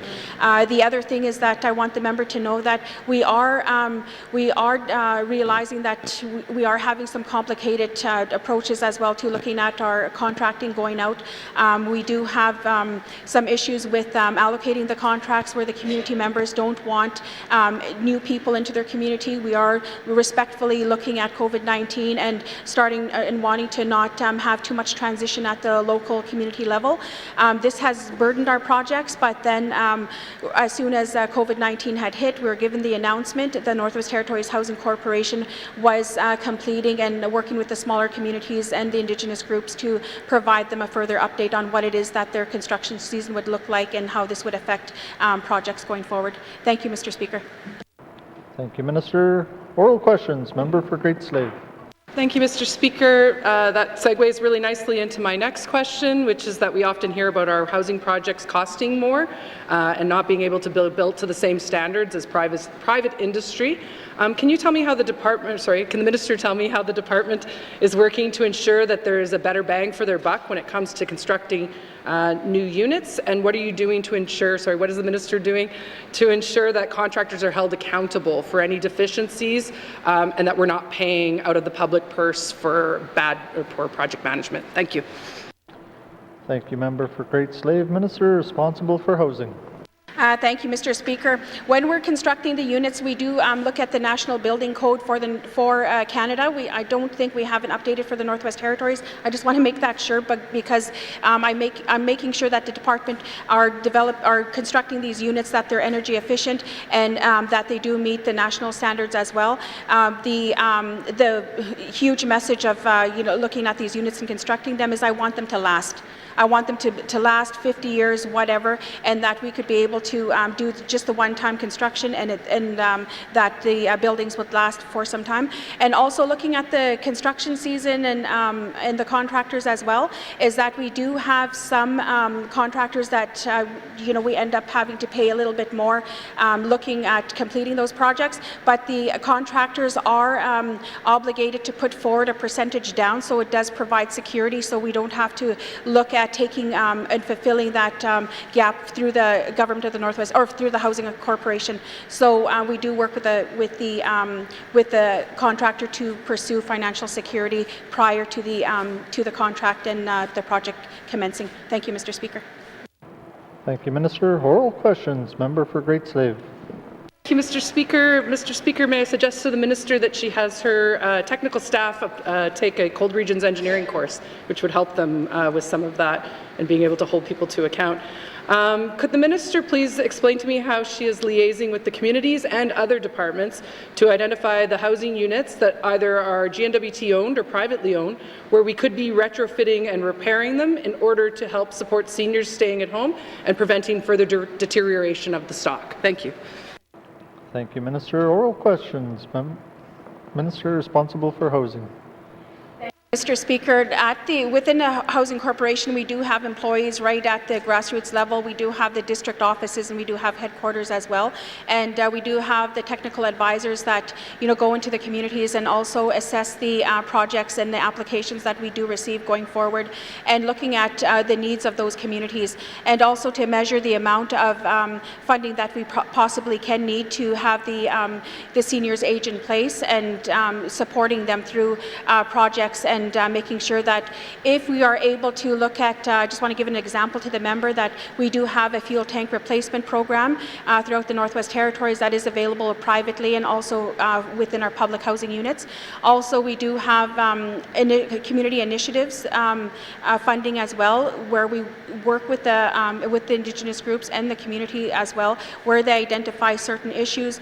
Would it be renovations to seniors housing, replacing fuel tanks, stairs, mobility access issues that that community may be experiencing, that we do have partnerships that are available like that to work with the community and to provide them as an amount of funding. Thank you, Mr. Speaker.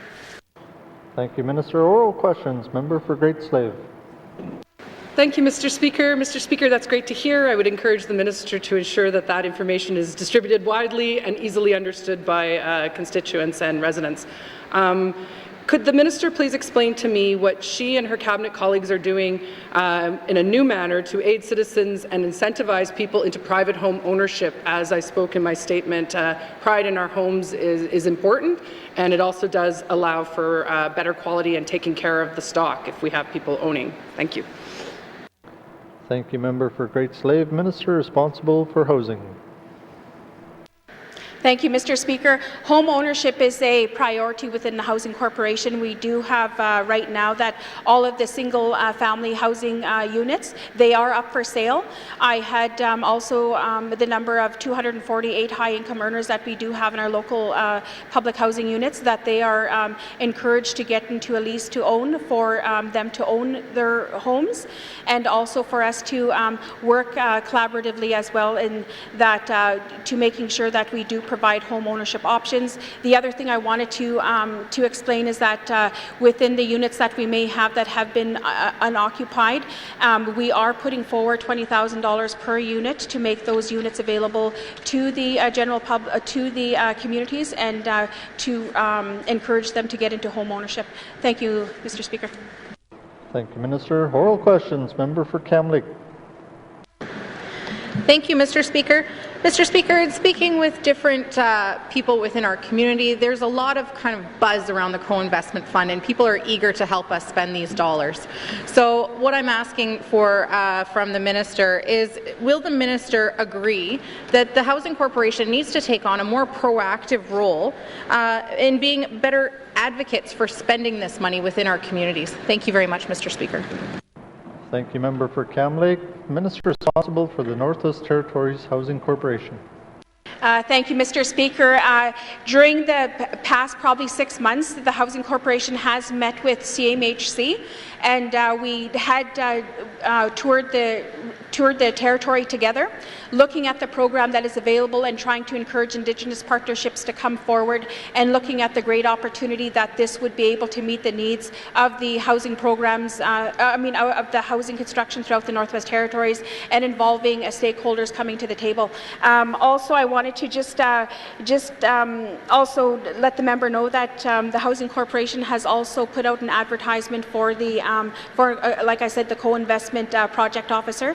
So hopefully this position will be staffed before Christmas. The purpose of this position is to making sure that the constant communication is happening throughout the territory, and I'm committed, and I want to have this money spent, the $60 million, before the end of this government, at least have applications that are committed, so we could start lobbying the federal government for additional amount of funding. But the Housing Corporation is working strategically with Canada Mortgage and Housing Corporation. Thank you, Mr. Speaker. Thank you, Minister. Oral questions. Member for Kamloops. Thank you very much, Mr. Speaker. Mr. Speaker, we originally discussed the role of having a person within the Housing Corporation back in February, and so my next question was going to be, is this person hired? And so I am a little bit disappointed to hear that this person isn't on the ground yet, because it's someone that could have been spending the last 6 months during COVID really getting projects up and running so that we could get Northerners working on building homes for Northerners. And so I have the answer to my next question, but I really think it's important that the Housing Corporation fast-track this role, because we need somebody in that role to not only talk to people about the co-investment fund, but really be a champion for the co-investment fund, and also be an advocate on the ground, actually connecting programs between government departments. And so I guess that leads me to my next question, which is what will this person be empowered to do in order to connect programs within the N.W.T. and also by connecting levels of government? So I want to better understand how this person is going to make sure that these dollars get spent. Thank you, Mr. Speaker. Thank you, Member for Camlake. Minister responsible for housing. Thank you, Mr. Speaker. I'm really excited about looking at this co-investment fund. Honestly, I need to have more interest at the table. When we toured the territory, it was of interest. Indigenous groups wanted to come forward, stakeholders as well too, and found this program quite interesting. But ultimately, looking at the position to be hired, is that the member is correct. This person is to be a champion of the co-investment fund, to making sure that we do have commitments by the end of this government that this money is exhausted and it's spent. And also looking at, I need somebody that is going to be also very strongly affiliated at the community level as well too, and be able to understand and be able to work very effectively and strongly at the community level. So right now the position is within Human Resources and being reviewed right now. And then also I just wanted to also mention that we did have challenges with COVID-19 and getting the position out right away, and also evaluating it and looking at the responsibility of this position. But the position is out for advertisement, and I'm hoping to have this filled at least by Christmas. Thank you, Mr. Speaker.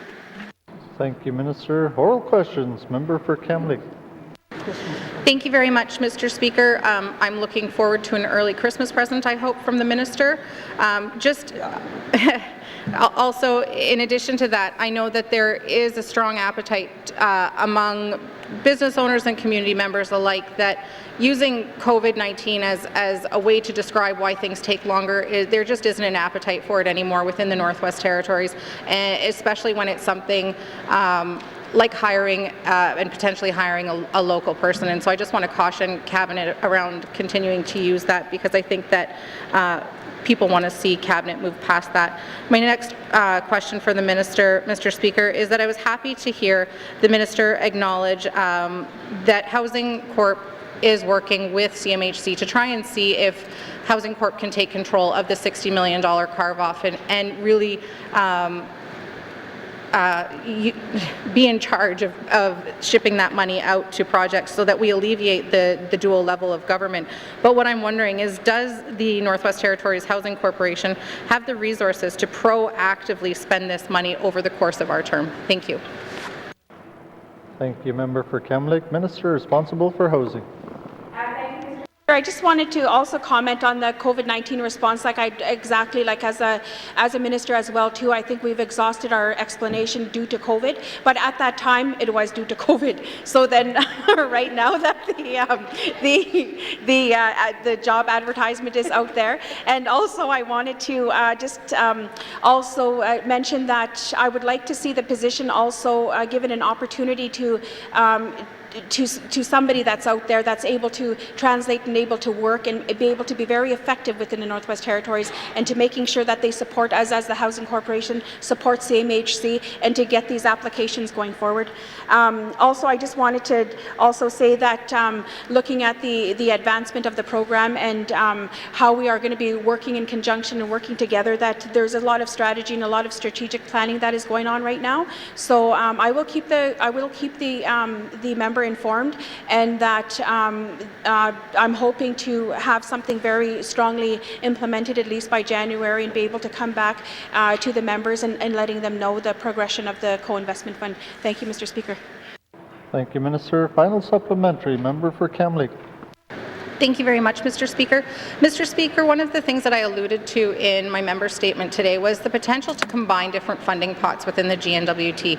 and with the co-investment fund. And one of those examples that many members talked about this week was aftercare. And there's an opportunity here for us to use co-investment dollars in order to create the infrastructure, and then go to somewhere like health and social services and use on-the-land wellness funding in order to provide the program supports that may go along with that. And I'm sure there's other buckets of money with the federal government and with the N.W.T. that can be resourced for something like that. So my question for the minister is, has the Northwest Territories Housing Corporation looked into ways that they can access these dollars in conjunction with different departments, and are they willing to sit down with the Department of Health and Social Services and have a conversation specifically about aftercare? Because I can assure the Minister that there are many members on this side that would love the opportunity to have a success story in their constituency. Thank you, Mr. Speaker.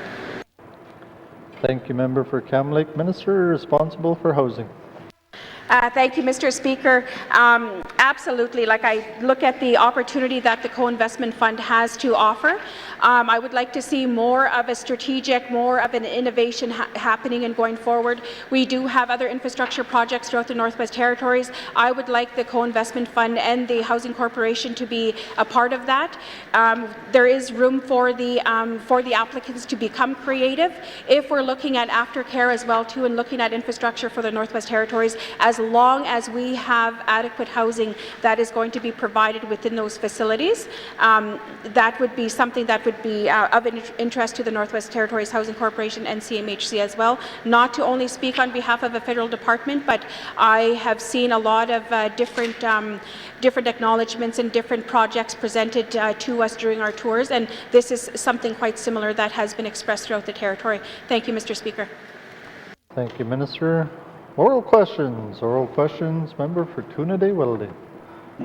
Mr. Speaker, just sitting here earlier on my social media, I said, we're going to be doing housing as a theme, and it lit up, and it's a really serious issue, and and a lot of my constituents had a lot of concerns. So, for all those listening, we are listening, we're doing our best to answer your questions, and it's important to all of us. So we'll get to that probably next week. I'll probably have some more questions for the housing minister. But going back to my member statement today about home ownership. The member for Great Slave touched a little bit on it. I heard the Lease to Own program. So, Mr. Speaker, my question to the Minister for the N.W.T Housing Corporation is, what other programs are there to assist our residents in terms of home ownership when they have the financial resources to do so? Mr. Cho.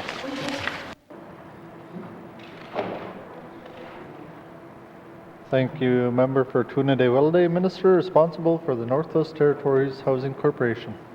Thank you, Mr. Speaker. I appreciate the member's comments, because housing corporation is housing is a significant need throughout the Northwest Territories, and it does come together with a lot of different situations that we deal with: addiction issues, we deal with low-income families, and also home ownership is our priority right now. So with the member, I would like to follow up with a number of programs that we do have that would support the home ownership initiative for his community, but not only for that, but for the Northwest Territories as well too, and that I would like to see more home ownership throughout the territory. If we're able to do it, please work with me, and I will be able to work with that client as well too. Thank you, Mr. Speaker. Thank you, Minister. Oral questions. Member for Tuna-Day-Willoughby. Mr. Speaker, and thank you for that. So I understand that at one time there was a public housing ownership program that the N.W.T HC used to offer. I'm just wondering what has become of this. Mr. Speaker. Thank you, Member for Tuna-Day-Willoughby. Minister responsible for housing. Thank you, Mr. Speaker. To the member's comment, we do still have the housing home ownership program. We do have a number of units that we do have for sale throughout the territory. It either would be one of the public housing units that people are actually living in right now. Like I said, all the single-family housing units are available for sale, but also we do have a HELP program and additional supportive low-income initiatives that would be able to support low-income families. And I will have that information provided to the member, because there's quite a lot of detail. Thank you, Mr. Speaker. Thank you, Minister. Oral questions. Member for Tuna-Day-Willoughby. Mr. Speaker, and thank you for that. That's encouraging, because I know there's several constituents in my riding would be interested in that program. But going on, changing gears a little bit, there's a couple of barriers that I mentioned in my member statement. One of them is land tenure. And this affects the care program and home ownership, and it's a huge issue in my riding in particular. So with that, Mr. Speaker, will the minister make a commitment to work with the Minister of Lands to tackle this land tenure issue in our communities? Thank you, Member for Tuna-Day-Willoughby. Minister responsible for housing. Thank you, Mr. Speaker. This is a question that has been brought up even prior to my election, I did work and did look at the land tenure issue and the programming that we do have for the Housing Corporation, and it does burden our programs and our program delivery. Right now, we are looking at alternative solutions right now of how we could program deliver in private homes where we need to at least, I don't know, it could be the CARE program, CARE Mobility, and we will be working with the Department of Lands. Thank you, Mr. Speaker. Thank you, Minister. Final supplementary, member for Tuna-Day-Welde. Mr. Speaker, that's very encouraging. Thank you for that response. And my final question, Mr. Speaker, can the Minister update this House on any work being done to address the inability of residents in our communities to access home insurance? Mr. Cho. Thank you, member for Tuna-Day-Welde. Minister responsible for housing. Thank you, Mr. Speaker. Home insurance has been a topic of discussion throughout my department. I wanted to look at alternative solutions and what it is that we are going to be working with. Home ownership is a priority, and I just look at how we're going to be getting housing renovation programs more accessible. I do see the burdening of land tenure and also home insurance. I just like to inform the member that we are working with that to find alternative solutions. Thank you, Mr. Speaker. Thank you, Minister. Oral questions, member for Yellowknife North. Thank you, Mr. Speaker. I will also have questions for the Minister responsible for the Housing Corp. I would like to thank her for the passion on this issue, and I'm truly grateful she is our Housing Minister. She's given some great answers today. Mr. Speaker, even during some of our territory's most prosperous economic years, we saw our housing crisis get worse and worse every year. And now I am terrified as we enter into an economic recession that this problem, we simply won't be able to keep pace with it. And in Yellowknife, where we probably have some of the best labor market statistics around, the problem is that without housing security, you simply can't have job security, and I really do believe we need to make a serious effort in this House. So my first question for the Minister responsible for the N.W.T. Housing Corp is how many people are at risk of homelessness in Yellowknife? Thank you, member for Yellowknife North. Minister responsible for the Northwest Territories Housing Corporation. Thank you, Mr. Speaker. The Housing Corporation does work very closely very closely with the City of Yellowknife. We are familiar with their housing strategy, homelessness strategy that they did develop, and they did have that available to the public. It's a 10-year plan. I don't have that number accurately right now. I don't want to speak on behalf of the City of Yellowknife because I'm not too sure what that number looks like, and I don't want to guess at that, but I could provide the member with the information. Right now, I just wanted to also include that we do work with the City of Yellowknife. We are working in conjunction with the Homelessness Commission and looking at solutions for homelessness throughout Yellowknife. The Housing Corporation does provide an amount of money to be allocated to the homelessness shelters. One of the ones I'm very proud of is the Yellowknife Women's Society. We did partner up with DIVEC, and we did open up 26 rooms for a women's shelter here in Yellowknife, and that's just one of many of the initiatives that the Housing Corporation has been involved in. Thank you, Mr. Speaker. Thank you, Minister. Oral questions, member for Yellowknife North. Thank you, Mr. Speaker. I would highly encourage the department to take a much more active role in getting those statistics. The last statistics I have is that 1,500 people were at risk of homelessness in Yellowknife in 2017. That's 10% of the population. That is double what it would be on a per capita basis in a southern jurisdiction with a bad homelessness problem to begin with. Mr. Speaker, I know we are developing a number of community plans, but I really encourage the Minister to speed up the work and get the work done on the Yellowknife community plan. I even question whether we need one. The City of Yellowknife has a 10-year plan to end homelessness. It was funded, it is costed, it is ready to go. And so my question for the Minister responsible for the Housing Corp is how much has the N.W.T contributed to the 10-year plan to end homelessness? Thank you, member for Yellowknife North. Minister responsible for housing. Thank you, Mr. Speaker. Yellowknife operates in a different, they have accessed federal funding. They work with us in conjunction. There's a lot of different members at the table. They do work with Indigenous groups as well too. So it's quite unique how we deal with homelessness throughout Yellowknife. My colleagues as well too are involved with supporting homelessness initiatives throughout the city. I'd have to get back to the member on those numbers and looking at the dollar amount that the Housing Corporation had contributed to the housing plan. I'd have to verify that, and I'll get back with the member. Thank you, Mr. Speaker. Thank you, Minister. Oral questions. Member for Yellowknife North. Thank you, Mr. Speaker. I look forward to getting that report back on what that figure is, but I can tell you it is nowhere near the $170 million to actually end homelessness.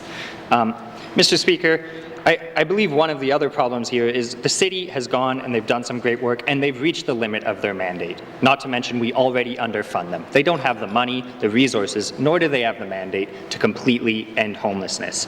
That is where the N.W.T. Housing Corp must step up.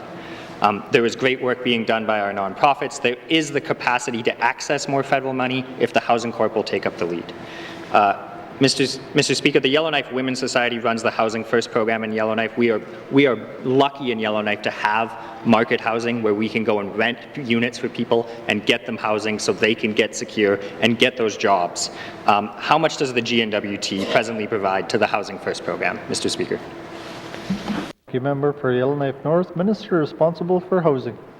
Thank you, Mr. Speaker. I will have to follow up with the member with those numbers because the Housing Corporation does spend a significant amount of money here in the city of Yellowknife. I do hear the member's statement of $170 million to end homelessness. I also want to just express that we have 33 communities throughout Yellowknife, and we have homelessness throughout the Northwest Territories. Correction. We have 33 communities throughout the Northwest Territories, and homelessness has become a significant issue throughout the territory. And I am working collaboratively with our community membership and with the City of Yellowknife. And this is where the co-investment fund is so important, and that we need to find solutions on how we are going to be working with this fund and make it strongly available and having people apply, and we can work towards the housing initiative and the housing homelessness initiative. Thank you, Mr. Speaker. Thank you, Minister. Final supplementary, member for Yellowknife North. Thank you, Mr. Speaker. The answer to my question is that $0. The N.W.T. provides $0 to the Housing First initiative. That is 100% the Women's Society and the City of Yellowknife going to get 100% federal dollars. And this can be framed either way. It could be that the N.W.T. is not doing their part, but it is also very much a success story. It's a success story about us getting free federal money to end homelessness. And that is the goal here. And this is where I think we need to be doing this because of the Housing Corp, not in spite of the Housing Corp, Mr. Speaker. So what I would like the Housing Corp to work with Housing First and work with the city's 10-year plan to end homelessness, to get those parties together and make a proposal to the federal government to truly tackle this issue. Is the Housing Corp willing to be proactive on this? Thank you, Mr. Speaker. Thank you, member for Yellowknife North. Minister responsible for housing. Thank you, Mr. Speaker. Yes, the Housing Corporation will be working with the City of Yellowknife. Thank you. Thank you, Minister. Colleagues, our time for oral questions has expired.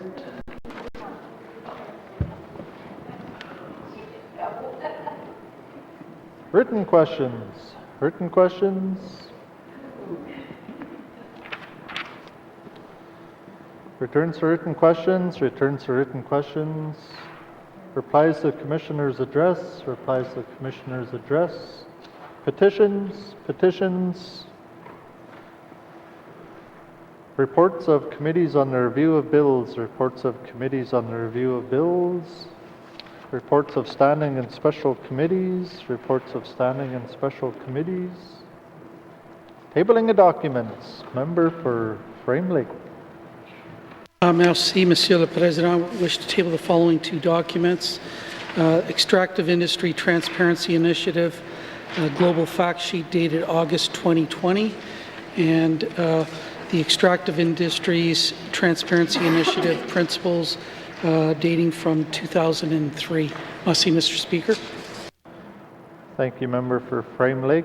Tabling of documents. Tabling of documents.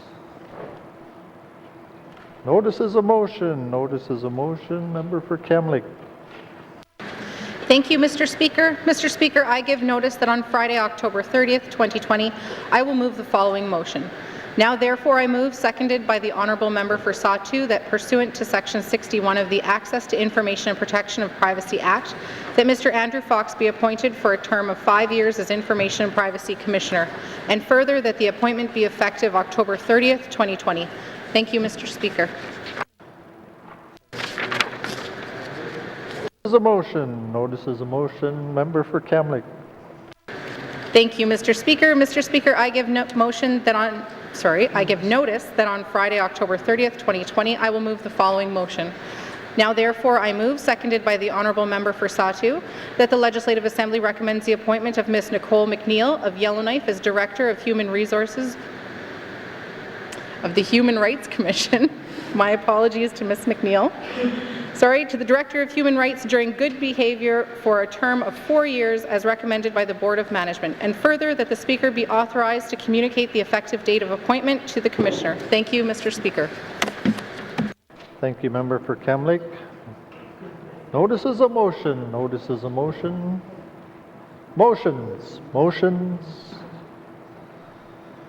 Notice is a motion for the first reading of bills. Notice is a motion for the first reading of bills. Minister of Finance.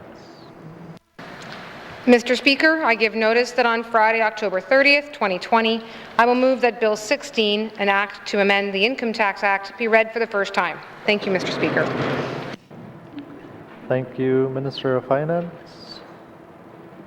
Notice is a motion for the first reading of bills. Notice is a motion for first reading of bills. First reading of bills. First reading of bills. Minister responsible for education, culture, and employment. Mr. Speaker, I move, seconded by the Honourable Member for Nunavut Lake, that Bill 12, an act to amend the Apprenticeship, Trade, and Occupation Certification Act, be read for the first time. Thank you, Mr. Speaker. Thank you, Minister.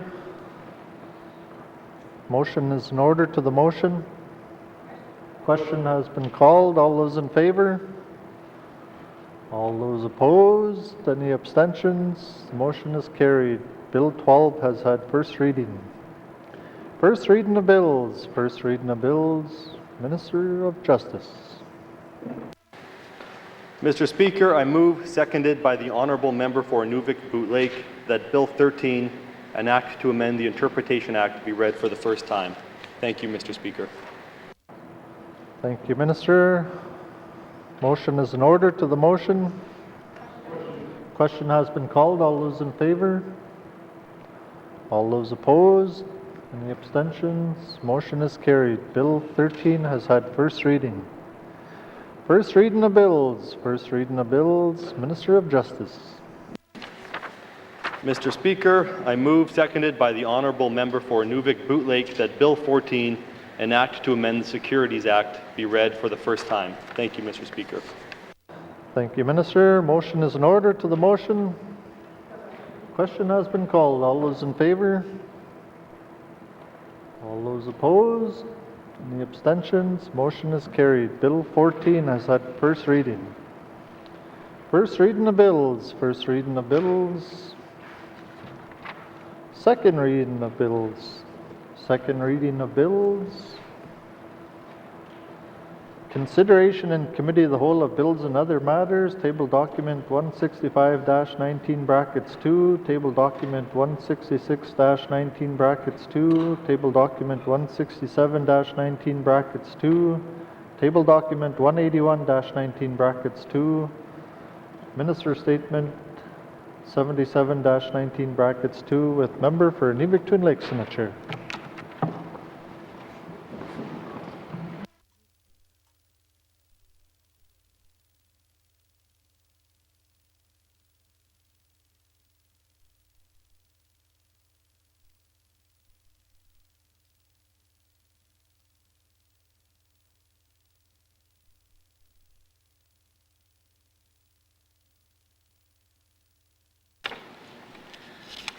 What is the will of committee? Mr. Norn? Madam Chair, committee wishes to deal with following document, table document 181-19 bracket 2, capital estimates 2021-2022 for the Departments of Health and Social Services and Department of Municipal and Community Affairs. Madam Chair. Does committee agree? Thank you, committee. We'll take a short recess.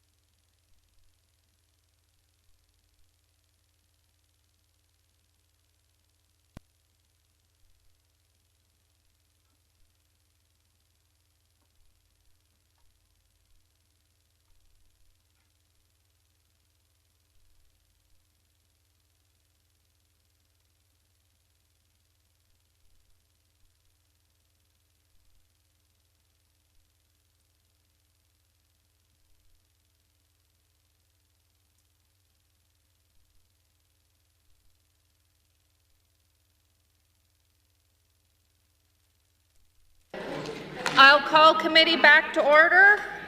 Committee, we have agreed to resume consideration of table document 181-19 brackets 2, capital estimates 2021-2022 with the Department of Health and Social Services and Municipal and Community Affairs in that order. Does the Minister of Health and Social Services wish to bring any witnesses in? Yes, please. Thank you. Sergeant at Arms, please escort the witnesses into the chamber.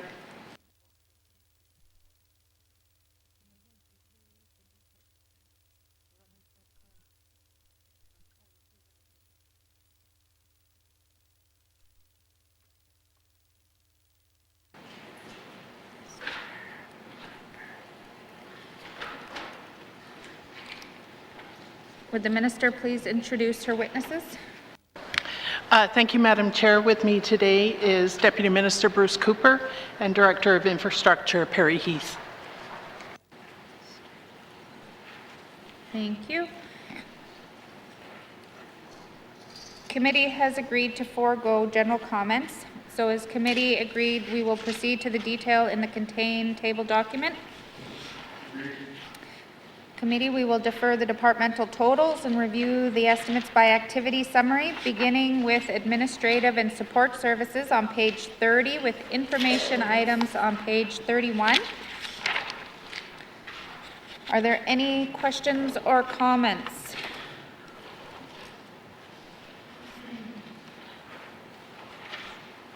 Member for Yellowknife North. Thank you, Madam Chair. I see there's a couple of pharmacy information systems here. Can I just get information on when we'll be able to do prescriptions online and whether those this software will include those capabilities? Thank you, Madam Chair. Thank you. Member, Minister of Health. Yeah, thank you, Madam Chair. Madam Chair, I'm not aware that this replacement will include prescriptions online, but I'll ask the Deputy Minister if he can clarify when that might happen. Thank you. Thank you, Minister. Deputy Minister Cooper. Thank you, Madam Chair.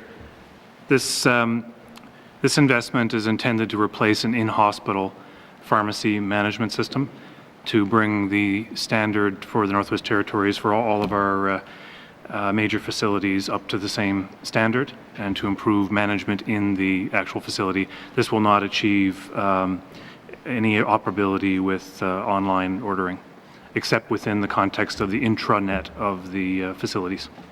Thank you. Thank you, Mr. Cooper. Member for Yellowknife North. No further questions. Thank you, Madam Chair. Thank you, Member for Yellowknife North. Are there any further questions or comments to this section? Seeing none, I will call the activity Health and Social Services, Administrative and Support Services, Infrastructure Investments, $1,366,000. Does committee agree? Thank you, committee. We will now turn to Health and Social Service Programs on page 32 with information items on page 33.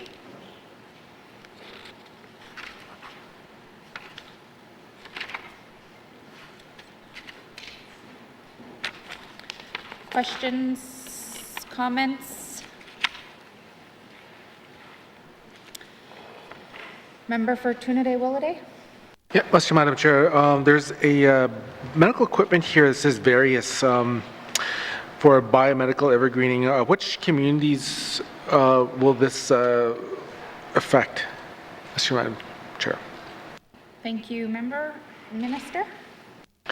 Yeah, thank you. It's my understanding that it's various across the N.W.T, but if you want to know for your riding, then I'll ask Mr. Heath if he can answer. Thank you. Thank you, Minister. Is it for the Deputy Minister? No, for the Director of Infrastructure. Sorry. Mr. Heath? Thank you, Madam Chair. The medical equipment evergreening program affects every community in Northwest Territories. It's based on our overall inventory of all of our health assets. So year over year, depending on the life cycle of a particular piece of equipment, we do initiative and replacement programs. So it affects each and every health center in every community across the Northwest Territories. Thank you. Thank you. Member for Trinity-Willowdale, any further questions? No, nothing further. It's just good to know that it does affect all of us. So whenever I see various, it always makes me wonder if it'll affect my writing, and it does in this case. So thank you. Thank you, Member for Trinity-Willowdale. Are there any further questions or comments to this section? Member for Hay River South. Thank you, Madam Chair. Just want to go to long-term care facility. I'm pleased to see that 48 beds is in there for Hay River. And I just want to confirm, at what stage are we with respect to design on that facility? Thank you, Member. Minister? Yeah, thank you, Madam Chair. Design is currently on hold for that facility. We need to go over what it will cost to build. Construction costs have gone up, and we've identified a shortfall of $31.5 million for the long-term care facility in Hay River and also in Inuvik. So we need to recalibrate where we're at with costs and come back with an adjustment to our plan. So the short answer is it's on hold. Thank you. Thank you, Minister. Member for Hay River South. Thank you, Madam Chair. With the building that goes up there, will that be tied into the existing 10-unit extended care, long-term care facility there now? Thank you, Madam Chair. Thank you, Member. Minister? Yeah, thank you, Madam Chair. Yes, it's my understanding that there will be a connection between the current Woodland Manor and what will become a new long-term care facility that is currently the H.H. Williams Hospital in need of demolition. Once the replacement building for the administration building is completed for Hay River. Thank you, Minister. Member for Hay River South. Thank you, Madam Chair. With respect to the administration building, when do we expect that to be completed and the people that are in the hospital right now, the old hospital, to be moved over? Thank you, Madam Chair. Thank you, Member. Minister? Thank you for that question. I'm going to ask Mr. Heath to provide that detail. Thank you. Thank you, Minister. Mr. Heath? Thank you, Madam Chair. The work on the administrative building is progressing very quickly in Hay River and very good. It is anticipated that as early as this spring, we will be in a situation where we can move staff in there. Thank you, Madam Chair. Thank you, Mr. Heath. Member for Hay River South. Thank you, Madam Chair. And is there any time frame, or what's the time frame to knock down the old hospital? Thank you, Madam Chair. Thank you, Member. Minister? Yeah, thank you, Madam Chair. Back to Mr. Heath, please. Thank you, Minister. Mr. Heath? Thank you, Madam Chair. The hope is, if everything all goes well, as soon as we move the staff out of that building, we'll be in a position to initiate demolition and reclamation of the site, i.e. this spring. Thank you, Madam Chair. Thank you, Mr. Heath. Member for Hay River South. Thank you, Madam Chair. Will the new facility be able to accommodate dementia patients, and at what levels? Thank you, Madam Chair. Thank you, Member. Minister? Yeah, thank you, Madam Chair. It's my understanding that all new builds will be what they call dementia compatible, which means there will be security features in place to keep dementia patients safe. Thank you. Thank you, Minister. Member? What will happen with the existing Woodland Manor? Is there any plans to do renovations or retrofits to that, and what would the purpose of it be? Thank you, Madam Chair. Thank you, Member. Minister? Yeah, thank you, Madam Chair. I'd like to refer this question to Mr. Heath. Mr. Heath? Thank you, Madam Chair. So the intention is that the new 10-bed and in the older portion of it will continue to be a long-term care facility. We are hoping, though, that we can leverage the kitchen and laundry facilities in the new development to essentially reduce the reliance on the kitchen and laundry that's in the existing facility. So the hope is that we will continue to deliver long-term care in that facility for quite a while. There is currently some work happening on that facility, actually, on the heating system to help prolong its longevity. Thank you, Madam Chair. Thank you, Mr. Heath. Member for Hay River South. Thank you, Madam Chair. Just want to go back to first comments the Minister made, and that's with respect to putting the facility on hold, I guess due to the cost. Where are we with that? How much, how far along are we in looking at what we're going to do with that? Like, what's the cost? What does the lack of funding mean to the facility? Thank you, Madam Chair. Thank you, Member. Minister? Yeah, thank you, Madam Chair. Madam Chair, the department is in the process of reviewing the 2015 costs and bed projections. It is currently a confidential document. The results need to be validated with communities and the plan refreshed, and so that work is ongoing now and will be completed early next year. Thank you. Thank you, Minister. Member for Hay River South. Thank you, Madam Chair. That's all the questions I have for now. Thank you. Thank you, Member. Member for Yellowknife North. Thank you, Madam Chair. In general, happy to see these long-term care facilities and us moving along on this path. I know this is very significantly in demand. I'm wondering if there's federal dollars attached to these facilities. Thank you, Madam Chair. Thank you, Member for Yellowknife North. Minister. Thank you, Madam Chair. It's my understanding that the long-term care facilities are funded solely by the N.W.T. I'm just going to look at Mr. Heath and see, yes, he's nodding, it's true. Thank you. Thank you, Minister. Member for Yellowknife North. Yeah, thank you, Madam Chair. I guess when I look at the $60 million price tag of this section, I'm hesitant to spend this money, and I know the federal government, it's not necessarily always their prerogative to fund health infrastructure, and sometimes getting that funding can be difficult. But I do know that the federal government is looking at revisiting long-term care facilities. This has been a serious issue during the pandemic. So perhaps the minister can speak to any conversations that have happened with the federal government, or if there's an opportunity to go and get federal government to subsidize some of this significant cost. Thank you, Madam Chair. Thank you, Member for Yellowknife North. Minister. Thank you, Madam Chair. Madam Chair, my Deputy Minister would have a greater depth of knowledge on this than I do, so I'd like him to respond, please. Thank you, Minister. Deputy Minister Cooper. Thank you, Madam Chair. We have in the past raised the issue of long-term care bed needs and tried to support the work of particularly Indigenous partners in advancing this as an issue with the federal government. This is something that was advanced to the last federal government, not something that we have revisited in the past 12 months, I would say.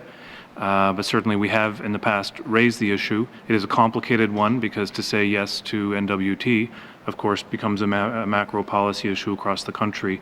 Every jurisdiction is challenged with the program implications of an aging population. So it's certainly not something we got a yes to.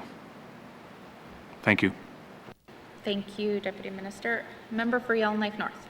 Yeah, thank you, Madam Chair. I guess I'll reiterate we're setting out on a plan to build millions of dollars of long-term care units over the next few years. That is very much needed, but I'm worried about in the next year or two, the federal government coming out with another huge plan to revisit long-term care in light of COVID, in light of the deaths that have happened. So I don't want to set down that path where we're spending 100% G&WT dollars and not tapping into those federal dollars. Obviously, it seems that those aren't quite there yet.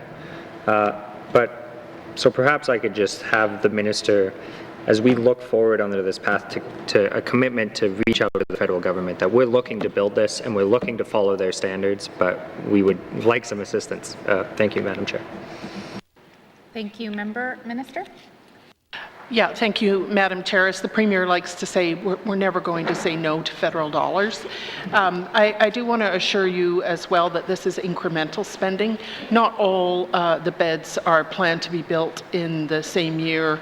And they are mostly 4 or 5 year projects that start from design and to the RFP and to the occupancy.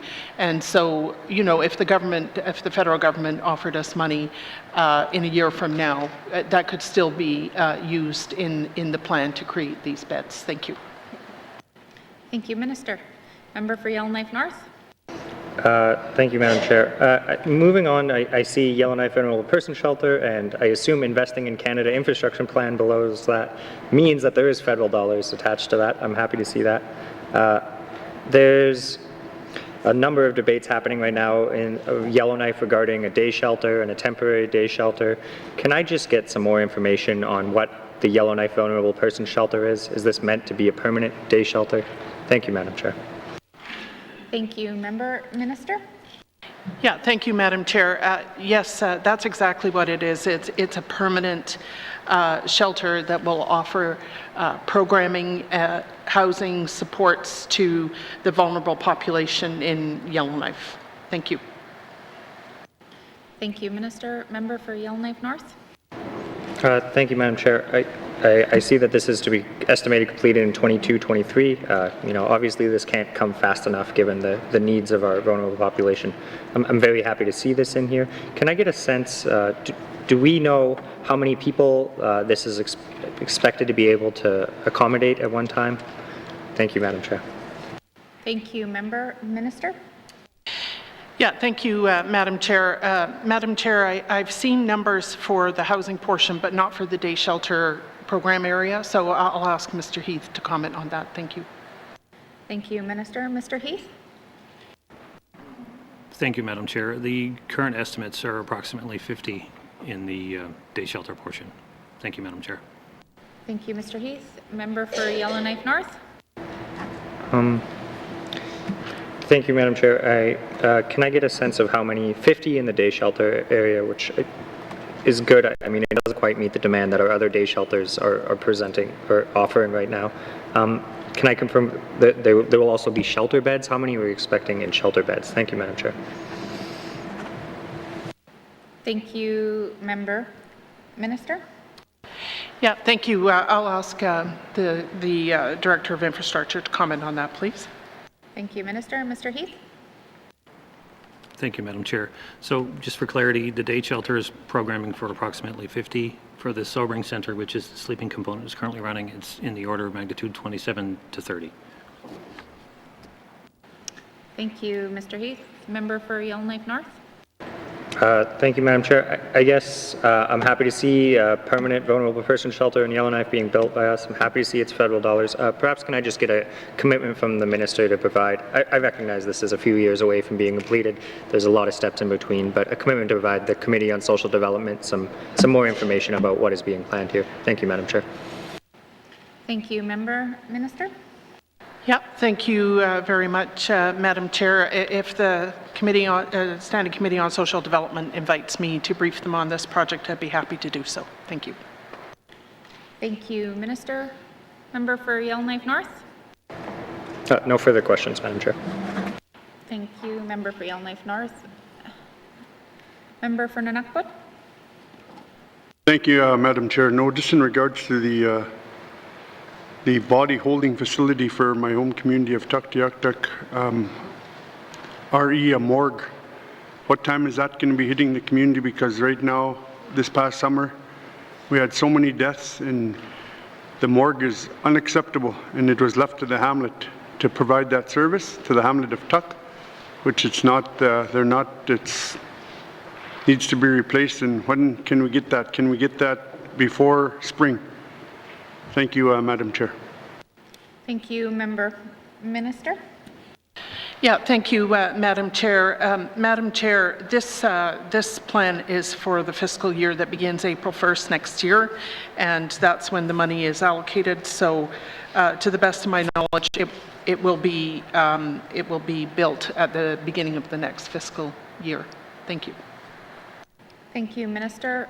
Member for Nunavut. Thank you, Madam Chair. No, that's good to see because April starts warming up anyway. It's been a tough year in that aspect for my community. And on our tour, upcoming tour with the Minister, I look forward to hearing from our communities too that need upgrades and stuff like that. But another question, you know how I am about my elders staying home and being able to age at home. Again, with the N.W.T having the 48 beds plus the 25 they have already, I thank the staff in N.W.T at the elders facility at the hospital, and but I still want to work with the Minister for our communities of YELLOWKNIFE and looking at getting our long-term facility, our 6 beds there, and going through this special pot of money, the $60 million with a community initiative to build that. But does the Minister have any, I guess, appetite to work with us in the community of YELLOWKNIFE to get an elders facility within these next 3 years? Thank you. Thank you, Member for Nunavut. Minister of Health and Social Services. Thank you, Madam Chair. Madam Chair, we're very interested in working with the member to provide ideas for services and facilities in YELLOWKNIFE to meet the need of the elders population there. And I look forward to discussing that more with him when I go to his riding in November. Thank you. Thank you, Minister. Are there any further questions or comments to this section? Seeing none, I will now call the activity, Health and Social Services, Health and Social Program Infrastructure Investments, $59,754,000. Is committee agree? Agreed. Thank you, members. Please return now to the departmental summary found on page 29. Health and Social Services 2021-2022 capital estimates $61,120,000. Mr. North. Mr. Madam Chair, I move that the committee defer further consideration of the estimates for the Department of Health and Social Services at this time. Mr. Cho. The motion is in order. To the motion? Question has been called. All in favor? All opposed? The motion is carried. Consideration of the departmental summary has been deferred. Thank you to the Minister and the witnesses. Sergeant at Arms, please escort the witnesses from the chamber.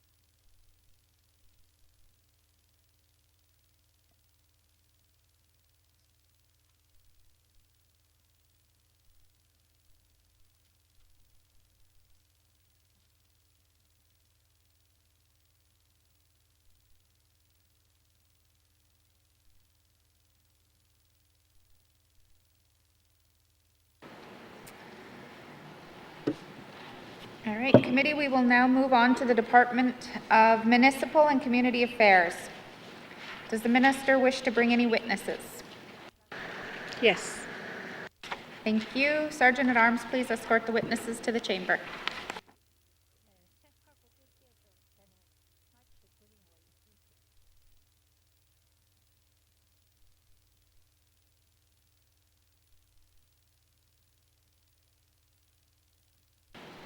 Would the Minister please introduce her witness? Thank you, Madam Chair. I'd like to introduce Ms. Eleanor Young, the Deputy Minister for Municipal and Community Affairs. Thank you. Thank you, Minister, and welcome, Deputy Minister Young. The committee has agreed to forego general comments, so has the committee agreed that we will proceed to the detail in the table document? Committee, we will defer the departmental totals and review the estimates by activity summary, beginning with regional operations on page 62 with information items on page 63. Does committee have any questions or comments? Member for Yellowknife North. Thank you, Madam Chair. I recognize there's been a number of discussions about closing our municipal infrastructure gap, and I'm happy to see that the Minister committed to bringing forward some funding both for COVID relief and to close the gap. I'm looking at the $29 million here for capital that goes to communities. Can I just get a sense of how much that number should be if we had closed the gap? What is the actual gap on capital infrastructure here? Thank you, Madam Chair. Thank you. Member for Yellowknife North, Minister of Municipal and Community Affairs. Thank you, Madam Chair. We did allocate additional funding this year. I'll have Ms. Eleanor Young elaborate on the response. Thank you, Madam Chair. Thank you, Minister. Deputy Minister Young. Thank you, Madam Chair. If the gap, as we estimate it for all communities, is a total of 69 million for capital, and we're currently funding at roughly 45. So the gap currently is 24.3 million a year. Thank you, Deputy Minister. Member for Yellowknife North. Thank you, Madam Chair. My understanding is that when we actually did the formula, there were a number of communities that were overfunded. I think this has created kind of a bit of a problem in that some communities care about the infrastructure gap and others don't. And I think it also doesn't make sense that we identified a policy and then said some people are overfunded and did nothing about it. Is the department looking at addressing the overfunded communities? Thank you, Madam Chair. Thank you, Minister. Thank you, Madam Chair. The Northwest Territories does have a different amount of like communities. I don't want to say restrictions, but we do have designated communities as well too, and it's kind of complicated how money is distributed. I'll have Ms. Eleanor Young just elaborate on the overfunded communities. Thank you. Thank you, Minister. Deputy Minister Young. Thank you, Madam Chair. Yes, as the work was done in 2014, based on the policy decisions about what was funded and not funded as part of the infrastructure package, there were some of the smaller communities in particular where the amount of funding they were getting was more than what their annual need was. But the recommendation of the association and the decision of the government at the day was to freeze those communities and not take money away from them to fund the others. And so we would catch up through a policy policy growth so that those folks would eventually catch up until we were caught up for the full funding. Thank you, Madam Chair. Thank you, Deputy Minister. Member for Yellowknife North. Thank you, Madam Chair. I actually, that's the first time I've understood that we just simply froze them and then they will eventually catch up. I'm actually happy to hear that, because I think when you get all 33 communities to recognize they're all underfunded, maybe we'll get a little more political will to close this. My other question I'm wondering is, we did this big assessment in 2014, and we have the community public infrastructure funding policy, which kind of recognizes, this is the ideal formula, but we're not using it. And I've struggled to kind of understand this. And the other issue that I know arises is we did this work in 2014, but communities often go out and get pure federal dollars unrelated to us and build their own infrastructure. Are we presently monitoring that, or is that infrastructure then being adjusted into the formula? Thank you, Madam Chair. Thank you. Minister? Thank you, Madam Chair. With the federal money that is being applied for through the federal government and for the communities, we do support and look at those applications as they're being processed and submitted. We do take that into consideration as well too, but not towards the funding gap. I'll just have Ms. Eleanor Young elaborate on that. Thank you. Thank you, Minister. Deputy Minister Young. Thank you, Madam Chair. And yes, we actually support the communities when they're accessing a lot of those federal pots. But more to your question, when we do regularly update the numbers, And with infrastructure in particular, we chose to use a third-party data source to help us update that numbers. And what we use is the N.W.T. Association of Communities Insurance Program and their appraisal process as a way to validate what infrastructure is built and what the value of that infrastructure is for the purposes of calculating the updated numbers. And so that is the mechanism we use to update numbers for the cost of the infrastructure. Thank you, Madam Chair. Thank you, Deputy Minister. Member for Yellowknife North. Yeah, thank you, Madam Chair. I guess a general comment is that I consider myself relatively competent, and I've tried to understand this issue multiple times, and it's very confusing when you go look at the formula and then you look at the policy and then you look at the different assessments. And there seems to lack some consistency. Even community governments, when they submit their plans, are unsure whether they're in compliance. And I think this has caused a lot of frustration in general. Can the minister speak to efforts we are doing to provide some more certainty to this formula, and whether there's any intention to bring it into regulation or legislation? Thank you, Madam Chair. Thank you. Minister. Thank you, Madam Chair. I'll revert the question over to Ms. Eleanor Young. Thank you. Thank you, Minister. Deputy Minister Young. Thank you, Madam Chair. And yes, although it doesn't show on the formal list of legislative priorities, we actually have all of our funding policies scheduled for update during the life of this government, starting with our water sewer funding policy, then moving to the operations funding, and then finally to the capital, so that clarity will be there for sure. Thank you, Madam Chair. Thank you, Deputy Minister. Member for Yellowknife North. Thank you, Madam Chair. I'm very glad that we'll be updating all of those policies and hopefully can bring a little more certainty to this area. I guess my last one is a bit of a political pitch. I really do believe investing in our communities is the best bang for our buck. I believe they spend that money in the communities. They're far more capable of delivering some of the services we as a government do. I really think the future of the N.W.T. should be devolving more powers to both Indigenous and community governments and delivering those services locally. And we've done a lot of that, but we haven't backed it up with the funding, which really just doesn't help anyone and results in worse services being delivered. So my final question for the minister is, I can't vote for this right now without a clearer path forward on how we're actually going to close this gap, especially given the hit municipalities taken.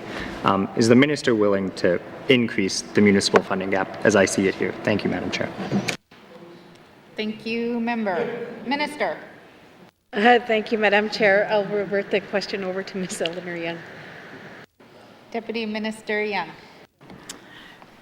Thank you, Madam Chair. And what I will say, and one of the things that was a little difficult this year because of the order of things, the funding that was approved in the spring, we actually were recently consulted with the N.W.T. and part of our conversation was using some of that money through their O&M funding to use for capital purposes, so that we would be directing some of that mandate increase to capital, which is what we had hoped to do.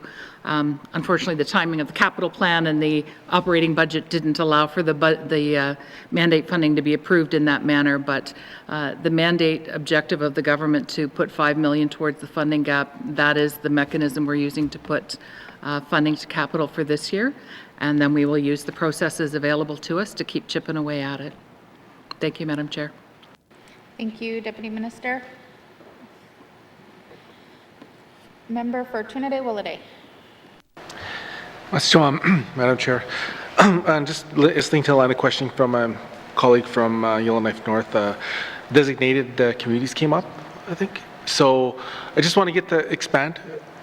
Are we okay? Okay, continue? Okay. So just, if I get a definition expanded, what are designated communities, and what do they mean by that? Mr. Cho. Thank you. Minister? Thank you, Madam Chair. There is a difference of how funding is. Good. Oh, sorry. There's a different, not a difference, I guess, but then these are communities that still have, I don't want to use the word jurisdiction either, but then it's they still have federal funding that is that supports their operation as well, but they are within the territory as well, and it's quite complicated to explain. I'll revert this over to Eleanor. Thank you. Thank you, Minister. Deputy Minister Young. Thank you, Madam Chair. And just to clarify, was it how the designated authorities or smaller communities are funded for infrastructure? I didn't quite hear the question. Thank you. Member for Trinidad-Willowday, would you want to clarify your question? Yeah, thank you, Madam Chair. So during questioning here earlier, I heard from one of my colleagues, they brought up the term designated communities. I just want to get a definition of what these designated communities are, just to expand on that a little. Thank you. Thank you. Member for Deputy Minister Young, sorry. Apology. So it's a term that we use, but essentially just to recognize the difference between those communities that are created under territorial legislation, such as hamlets or cities and towns and villages, versus the communities where it is a First Nation government where we have a contract for the provision of municipal services. And so it's not a legislated arrangement, it's a contract arrangement. But at the end of the day, in terms of the way we calculate their funding and the infrastructure that's provided for the provision of municipal services, we calculate it the same way regardless of the type of community that exists. Thank you, Madam Chair.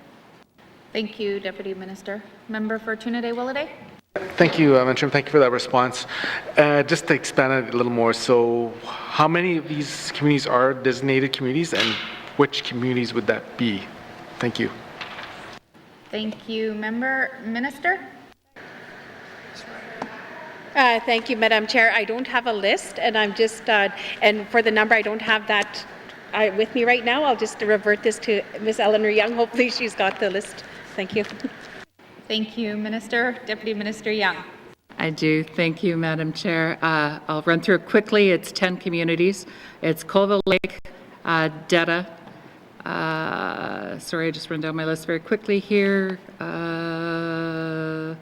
Jean Marie River, Kakiza, Katladeche, Lutzelke, Nahanni Butte, Trout Lake, and Wrigley.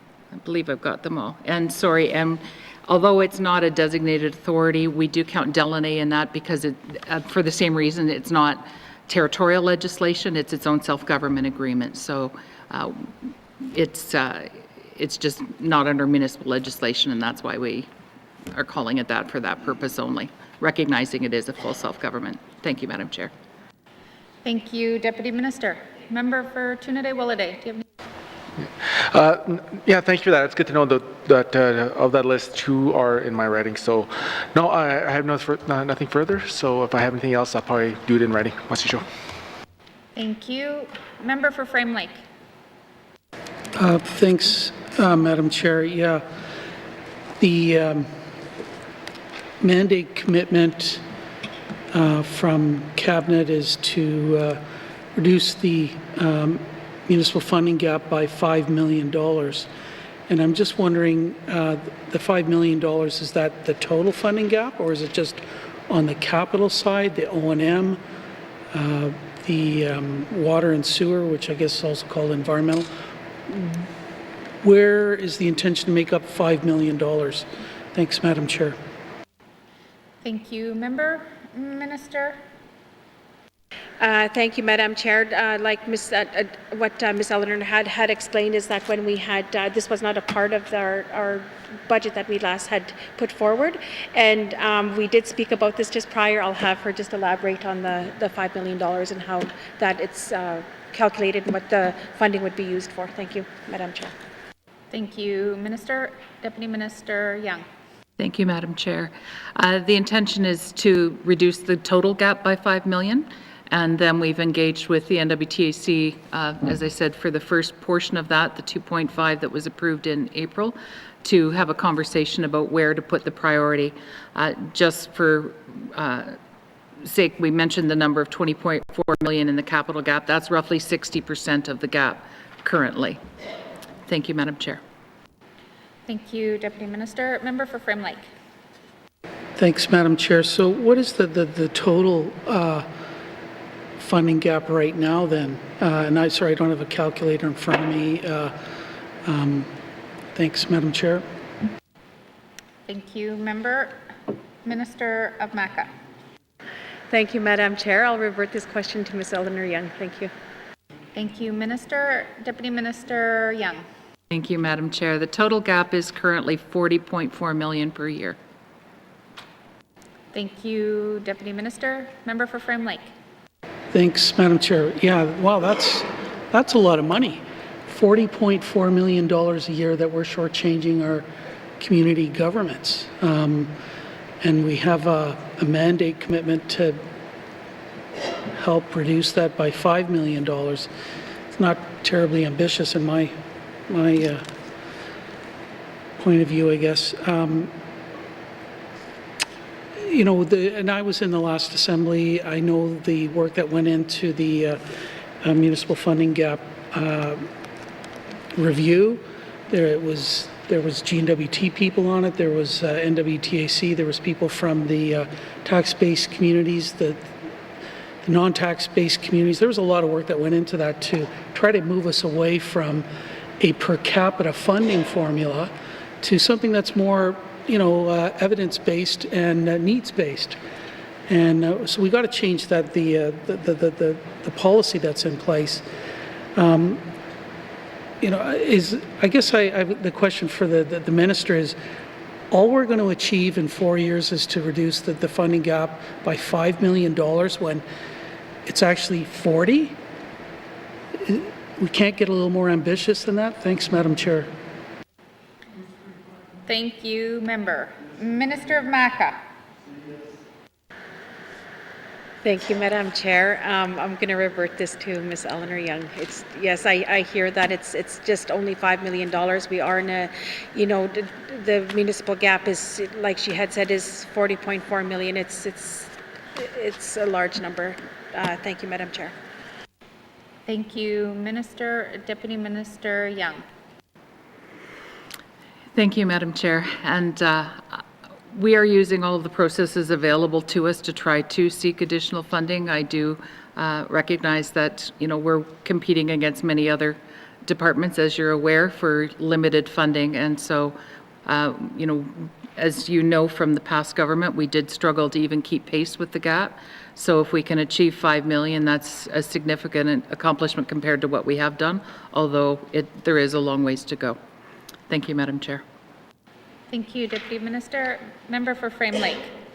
Thanks, Madam Chair. Yeah, I guess I'll try to find a diplomatic way to say this. I guess when I ask a political question, I'd like to get a political answer from the minister. So I appreciate that our staff work very hard, but and I appreciate all the work that they do, but that was really more of a political question. So I guess I'm worried, though, you know, with inflation and so on, we're probably still losing ground at this rate. You know, if we could only get an increase of $5 million in the gap by the end of this assembly, I think we're probably may still be losing ground. I guess I'm already on the public record as saying that I'm going to find it very difficult to support the capital estimates without an increase in funding to our community governments. So that's a political statement. I don't expect an answer, but you know, we just can't continue to underfund our community governments and expect that our residents are going to have the quality of life that people deserve. So not quite sure what else I can say at this point, Madam Chair. Cabinet needs to find more money to put into the capital estimates to support our community governments. Thanks, Madam Chair. Thank you, Member for Frame Lake. Member for Great Slave. Thank you, Madam Chair. I just wanted to come back to the work done by the Association of Communities around determining the gap and such. I know at one point that they had done some work around climate change on infrastructure. And I'm just curious, there was some debate at the time, put it that way, with some of the professional associations as to the methodology maybe, or the numbers that were arrived at. So I'm wondering how much that has factored in that specific study or the climate change impacts on infrastructure to your estimates here for the gap. Thank you. Minister of Maca. Madam Chair, I recognize that we do have climate change issues throughout our territory, and we have receding river banks and deteriorating shorelines, and this is a federal funding approach that we would be working with the communities to submit additional requests for funding, and I just cannot remember the name of the funding program. I'll just have Eleanor elaborate on the response. Thank you. Thank you, Minister. Deputy Minister Young. Thank you, Madam Chair. So for the calculation of the funding amounts and gap, the study that you're referencing didn't factor directly into it. It was replacement costs of infrastructure within categories that was calculated into it. Although, as the Minister said, we're using the other programs such as the National Disaster Mitigation Program and other tools such as that to address the climate change parts of the infrastructure challenges that we're facing. Thank you, Madam Chair. Deputy Minister, member for Great Slave. Clarify. So you're saying is that while you didn't use that specific study for that amount, you are addressing the climate change issues by looking to other pots of funding, not this gap funding. She's nodding yes, so I don't need an answer. Chair. I'm just going to get it for the record. So if you, Deputy Minister Young, did you want to answer that on the record? Thank you. Thank you, Madam Chair, and yes, that is correct. Thank you, Madam Chair. Thank you, Deputy Minister. Member for Great Slave. Thank you, Madam Chair. Madam Chair, can the Minister explain to me how she collaborates with the communities in order to hear what their needs are? I just want to reiterate what my colleague was saying, that I do agree as well with the sort of devolution of infrastructure to the communities. So I guess I'd just like the Minister to maybe elaborate a little bit further on that. Thank you. Thank you. Minister. Thank you, Madam Chair. The collaboration with, like at the community level, we do have, just the consultation that happens between our office and the municipalities. And when this study was done, I would like Eleanor just to elaborate on that a little bit. Thank you. Thank you, Minister. Deputy Minister Young. Thank you, Madam Chair. And I think the exercise we used for the funding gap was indicative of pretty much everything we do with communities. As MLA O'Reilly mentioned, we had, I believe it was 17 members of community governments, both elected and staff, sit in on a committee on the funding gap. Any initiative that we do, whether it's review of funding policies, review of legislation, negotiating a new federal agreement and trying to understand where to put the priorities for it, any of those kinds of things, we do engage either at the elected level through the Association of Communities or through the staff level at what's called the local government administrators to get both the staff and the elected official perspective on whatever issue it is that we're dealing with. Thank you, Madam Chair. Thank you, Deputy Minister. Member for Great Slave. Had a question and it just went out of my head, so I think that's it. If not, I'll just send it over to the Minister later. Thank you. Thank you, Member. Member for Cam Lake. Thank you very much, Madam Chair. I'm going to start off with a comment. I agree with what my colleagues on this side of the House are saying, that this is not going to help us close the municipal funding gap, and that the 19th Assembly needs to do better when it comes to closing the municipal funding gap. Closing the municipal funding gap, we've talked a lot about empowering communities. If we want communities to be able to take on greater decision-making capabilities, if we want them to do program development, I mean, this week alone we've talked a lot about aftercare resources, we've talked a lot about addiction supports, and if we want to be able to work with municipalities to be able to run these kinds of programs, then we need to empower them financially to do so. There's also the element of jobs there. The Conference Board of Canada has come out and has said that municipalities create twice the amount of jobs per million that territorial and provincial levels of governments are able to create. And so it's a job piece as well.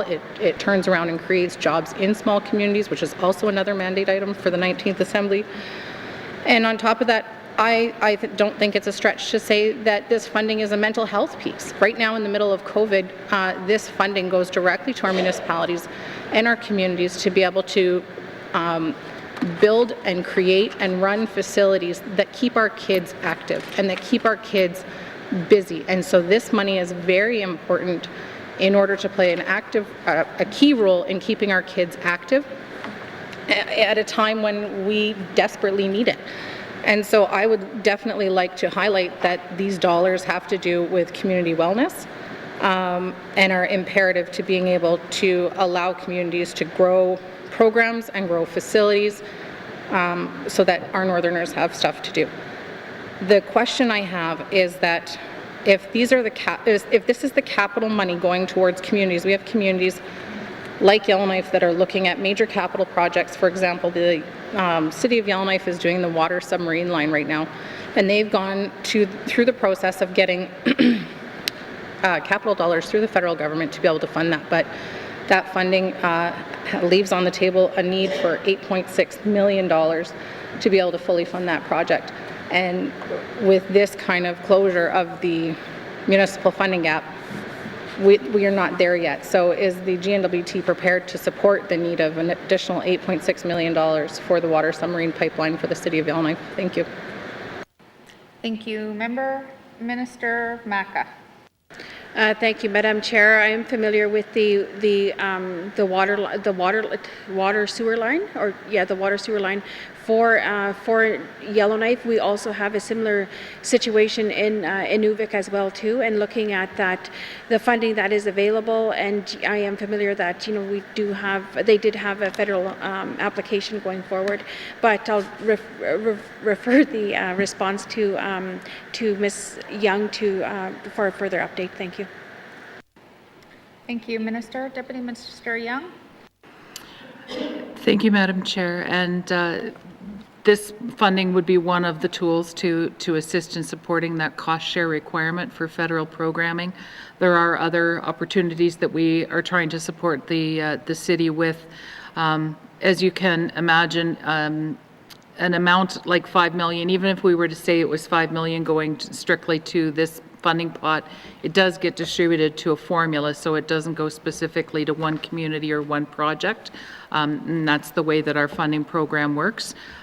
So we don't have specific community projects on the N.W.T capital plan. It's done through a formula basis, and those are choices the community makes. But we've been trying to support them to identify other cost share opportunities.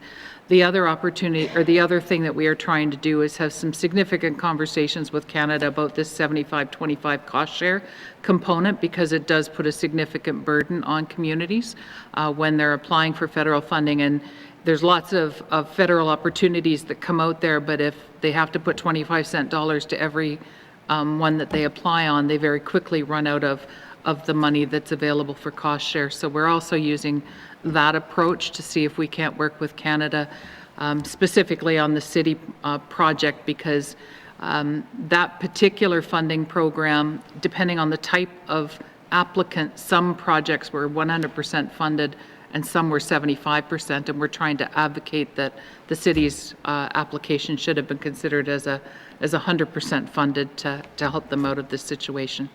Thank you, Madam Chair. Thank you, Deputy Minister. Member for Cam Lake. Thank you very much, Madam Chair. No, I value what the Deputy Minister has just pointed out, and I think it's really a really important message for the government to hear.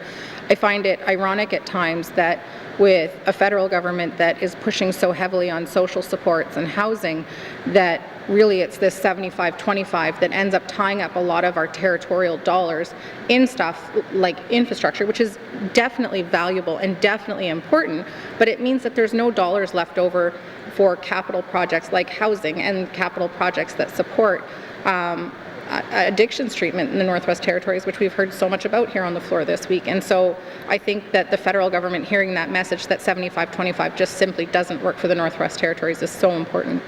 Thank you, Madam Chair. Thank you, Member. Minister? Thank you. I'll take that as a comment. Thank you. Any further questions, comments? Okay, Member for Tabacha. So I'm also concerned about the municipal funding gap, especially when it comes to the community of Fort Smith. So the question is, for me, the formula funding is based on per capita. Am I correct? Thank you, Member. Minister? Thank you, Madam Chair. There was a study that was done and a report that was done, I think, in the last government, and how they determined and came up with those numbers. I'm going to refer the question to Ms. Eleanor Young. Thank you. Thank you, Minister. Deputy Minister Young. Thank you, Madam Chair, and I'll try and do this in a few sentences, and then we will offer a briefing with more detail if members are interested. The way that this was built was we started with capital and core capital needs for every community. Then we built on what the operating costs would cost for each of those types of infrastructure. So if it was running a water plant or running a gym, what would the operating costs be that were tied to that infrastructure? And then on top of that, built program dollars that weren't specifically tied to the infrastructure. So for example, if you're running a recreation program that can run out of any facility, how much, on top of that would be required for recreation programs or council expenses or things that weren't tied to this specific piece of infrastructure. So it was a multi-layered approach, but it started with the core infrastructure in the community and then built from there. Thank you, Madam Chair. Thank you, Deputy Minister. Member for Tabacha. So on page 63, we have all the communities listed, and it says estimated completions, or they don't have any allocations. I'm wondering if the allocations to the communities are equal per capita with the formula funding. Thank you. Who decides that? I want to know who actually decides, who makes those decisions. Thank you, Member. Minister for Maca. Thank you, Madam Chair. I'm going to revert the question to Ms. Eleanor Young because there is the communities operate very differently in the Northwest Territories, and I'll have her to explain. Thank you. Thank you, Minister. Deputy Minister Young. Thank you, Madam Chair. So the first thing to clarify is it is not calculated per capita, so it is not designed that way for communities. It is based on the replacement cost of the infrastructure that exists in the community. And so there are differences, for example, in the type of water plant that a community needs based on the source water and the size of the community. So it's not equal per community because those costs are significantly different in each community. So the amount of funding for each community does differ, and it's based on that formula calculation that makes the determination on what funding goes to what community. Thank you, Madam Chair. Thank you, Deputy Minister. Member for Tabacha. So, Madam Chair, my other question was not answered. Who decides on which project is going to be replaced, or a new old infrastructure is going to be replaced within a community? Because a lot of our communities, including Fort Smith, has a lot of old infrastructure that has never ever been replaced from the time that I could remember. So I'm just wondering who decides that? Like, is it one person? Is it a board? Or is it, how is that decided? The criteria, the terms of reference. Thank you, Madam Chair. Thank you, Member. Minister Maca. Thank you, Madam Chair. Within our budget, 87% of the budget is allocated to the smaller community, to the municipalities. And at that time, they submit a capital plan. They decide what money that they're going to be investing into what capital projects, what infrastructure projects, what their budget is going to be looking like for the next year. The decision lies within the community. Thank you. Thank you, Minister. Member for Tabacha. Thank you, Madam Chair. I guess I'm getting at the point that a lot of our communities, including our smaller communities and regional centres, have a lot of aging buildings and infrastructure. How is that addressed within this capital allocation? Thank you, Member. Minister? Thank you, Madam Chair. Those determinations are, we do look at the infrastructure projects or buildings that are existing in the communities. We do have looking at their lifespan and at the community level, but once again, the decision lies within the community. Whether they're going to be addressing those issues or replacements, it lies within the community. Whether they decide that that's going to be a priority of their budget for that year. Ultimately, the decision lies there. Thank you. Thank you, Minister. Member for Tabacha? Well, it's not. I would like clarity, Madam Chair. You only have 29 million. Okay, you have 33 communities, and if you ended up having to say that, you know, some communities are going to be left out, I just want to know. When a community puts their what their wants in, who decides on who's going to get what? That's what I'm asking. There's got to be somebody. We hold the funds here. It's not up to the community. It's got to be up to somebody saying yes, you can have this year, and you can't have it this year and only next year, because there seems to be. Kind of a cloud that I'm not getting clarity on. I just want clarity, Madam Chair. Thank you, Member for Tabacha. Minister of Maca, just wait for your light. When we're looking at the allocation of funding and when money is distributed at the community level, I want to just use a grassroots explanation. I come from the community of Fort Good Hope. They have a deteriorating arena right now, and it's up to them whether they're going to continue that project and whether they're going to use those capital dollars for what the intention was. Should they decide to say, well, no, we're not going to use this for our arena, we're going to put the money into road maintenance.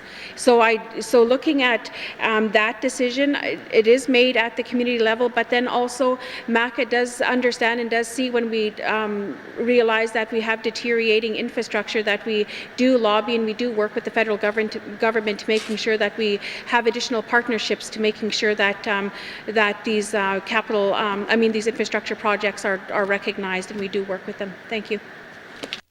Thank you, Minister. Deputy Minister, do you have anything to add to that?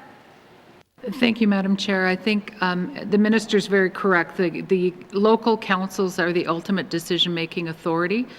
The one thing I would add, though, is that there are a number of things that the department does to assist in some of that information so that they have all of the information to make those decisions.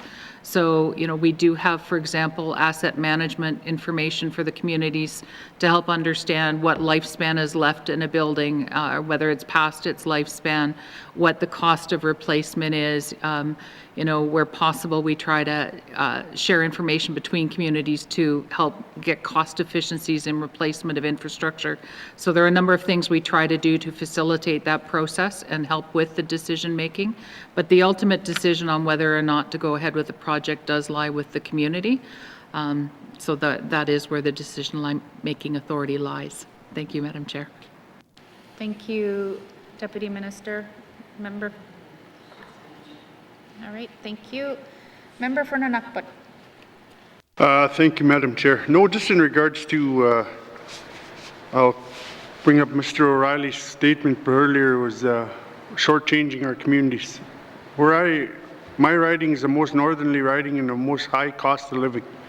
I have the capital funding gap that we do have, and we push the pressure on the community so much that they try, like for the busing, for instance, for Tuck. We don't have a bus that drives from Reindeer Point, which is 5 kilometers out of the community, but outside. Reindeer Point is a subdivision of Tuck. That's where Tuck's being built now. We don't have no new building north of the graveyard in my home community of Tuck. That being said, the stress on the hamlet of Tuck right now to provide busing and the safety of my residents of Tuck, it's not there. I got another email today. We got a council meeting tomorrow. They're trying to find funding for busing. So that if our government's shortchanging, it's just like, again, Tuck, for instance, our fire truck is 33 years old or 31 years old. It's obsolete. We're putting them in a position where we don't want to be putting them. And where does that come into effect in regards to having, making our communities making too many tough choices in regards to trying to provide services with what little that they get? So tell me now, with this $5 million that we're getting this over the next 4 years, I think it's $2.5 million a year, or is it $5 million for this year and another $5 for the next 3? So I'll let them answer those questions. Thank you, Madam Chair. Thank you, Member for N.W.T. Minister of Maca. Thank you, Madam Chair.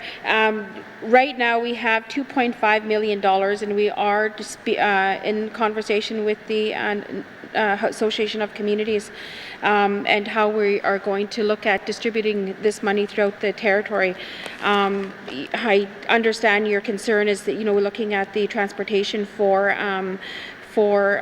what is it, Reindeer Point in your riding, and we have worked with your community and looking at trying to find alternative solutions, and we do lobby the federal government as well too for transportation services throughout our territory and looking at our isolated communities as well. Thank you, Madam Chair. Thank you, Minister. Member for N.W.T. Thank you, Madam Chair. Going back when I was younger and sitting on Hamlet Council, I remember a former Premier coming to Tuck and offering the New Deal. It's the greatest thing that ever happened to this territory. It was a New Deal.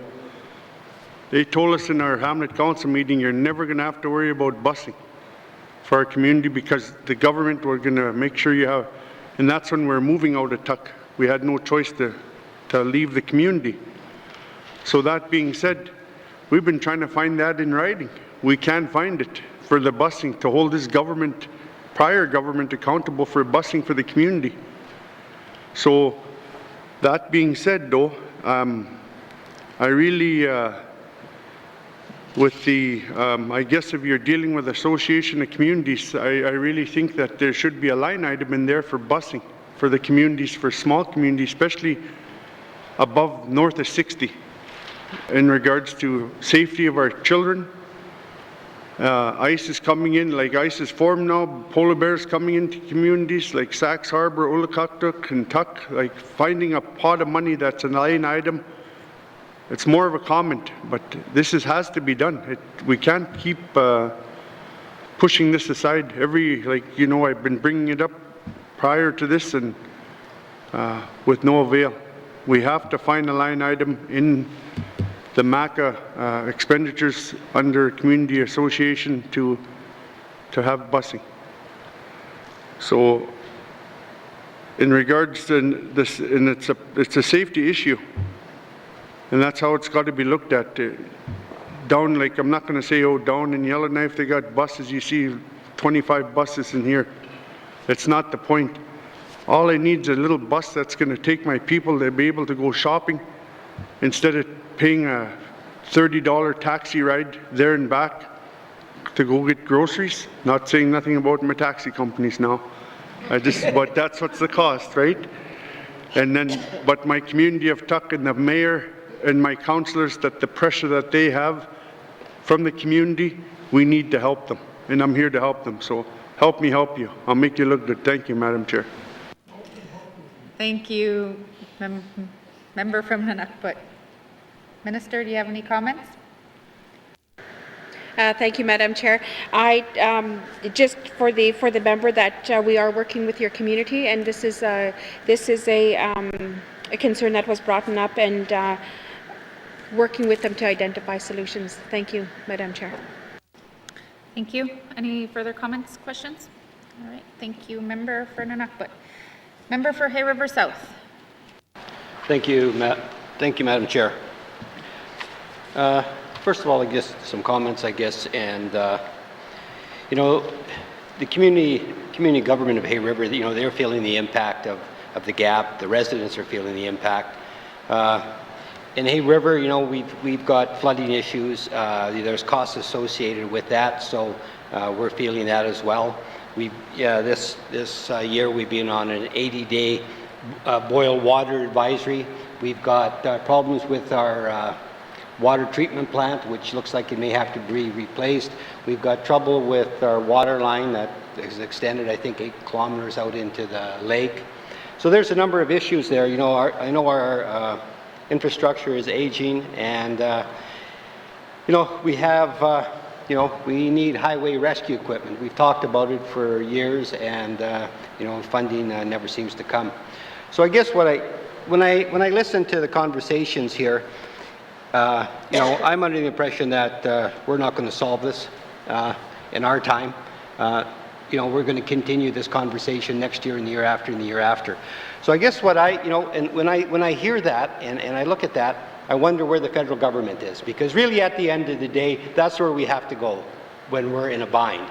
So I would like to ask the minister, what discussions have we had with the federal government to try and close that gap so that our communities can operate properly? Thank you, Madam Chair. Thank you, member. Minister Maca. Thank you, Madam Chair. Earlier this year, I did have a conversation with the federal minister, and just speaking about the underfunded communities as well, and brought this to the attention. And but going forward, I do hear the member's frustration, and looking at his riding as well too, and the amount of significant work that needs to be done there. I'm going to revert the question over to Ms. Eleanor Young to give a more current update. Thank you. Thank you, Minister. Deputy Minister Young.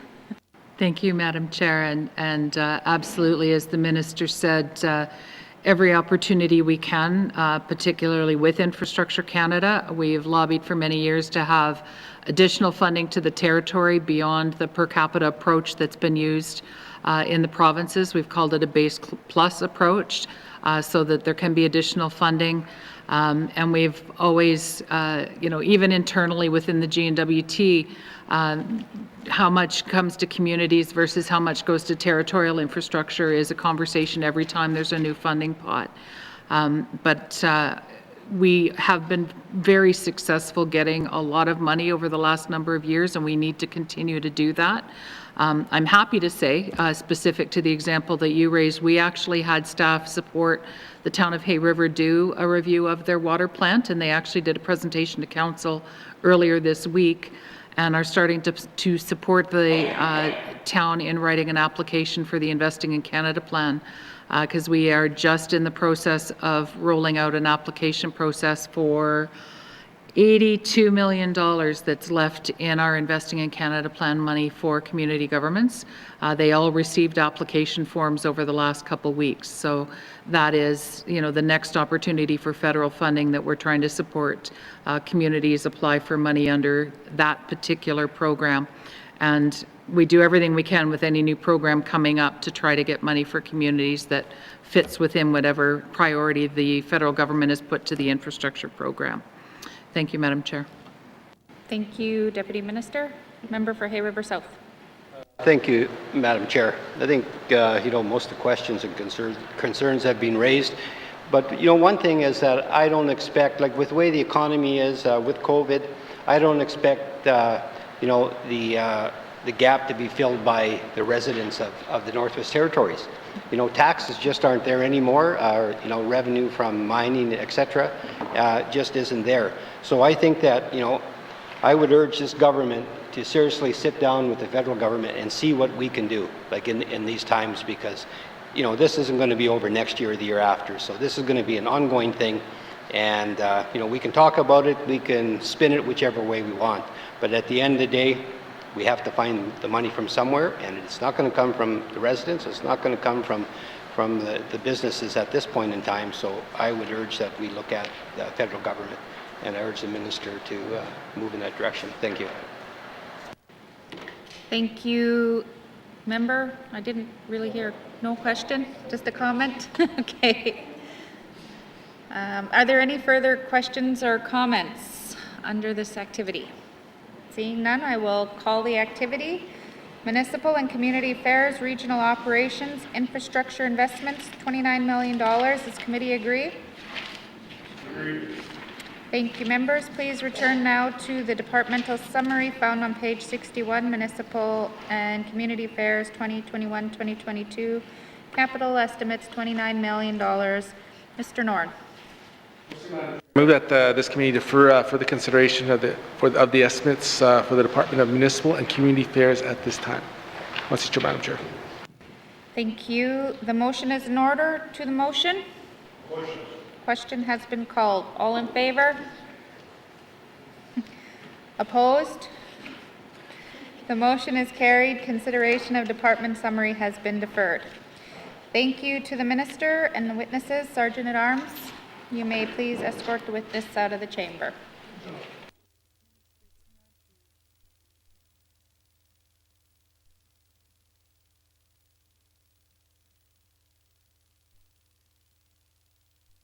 Mr. Norn, what is the will of committee? Thank you, Madam Chair. I move that the chair rise and report progress. Thank you. The motion is in order and is non-debatable. All those in favor? All those opposed? The motion is carried. I will now rise and report progress.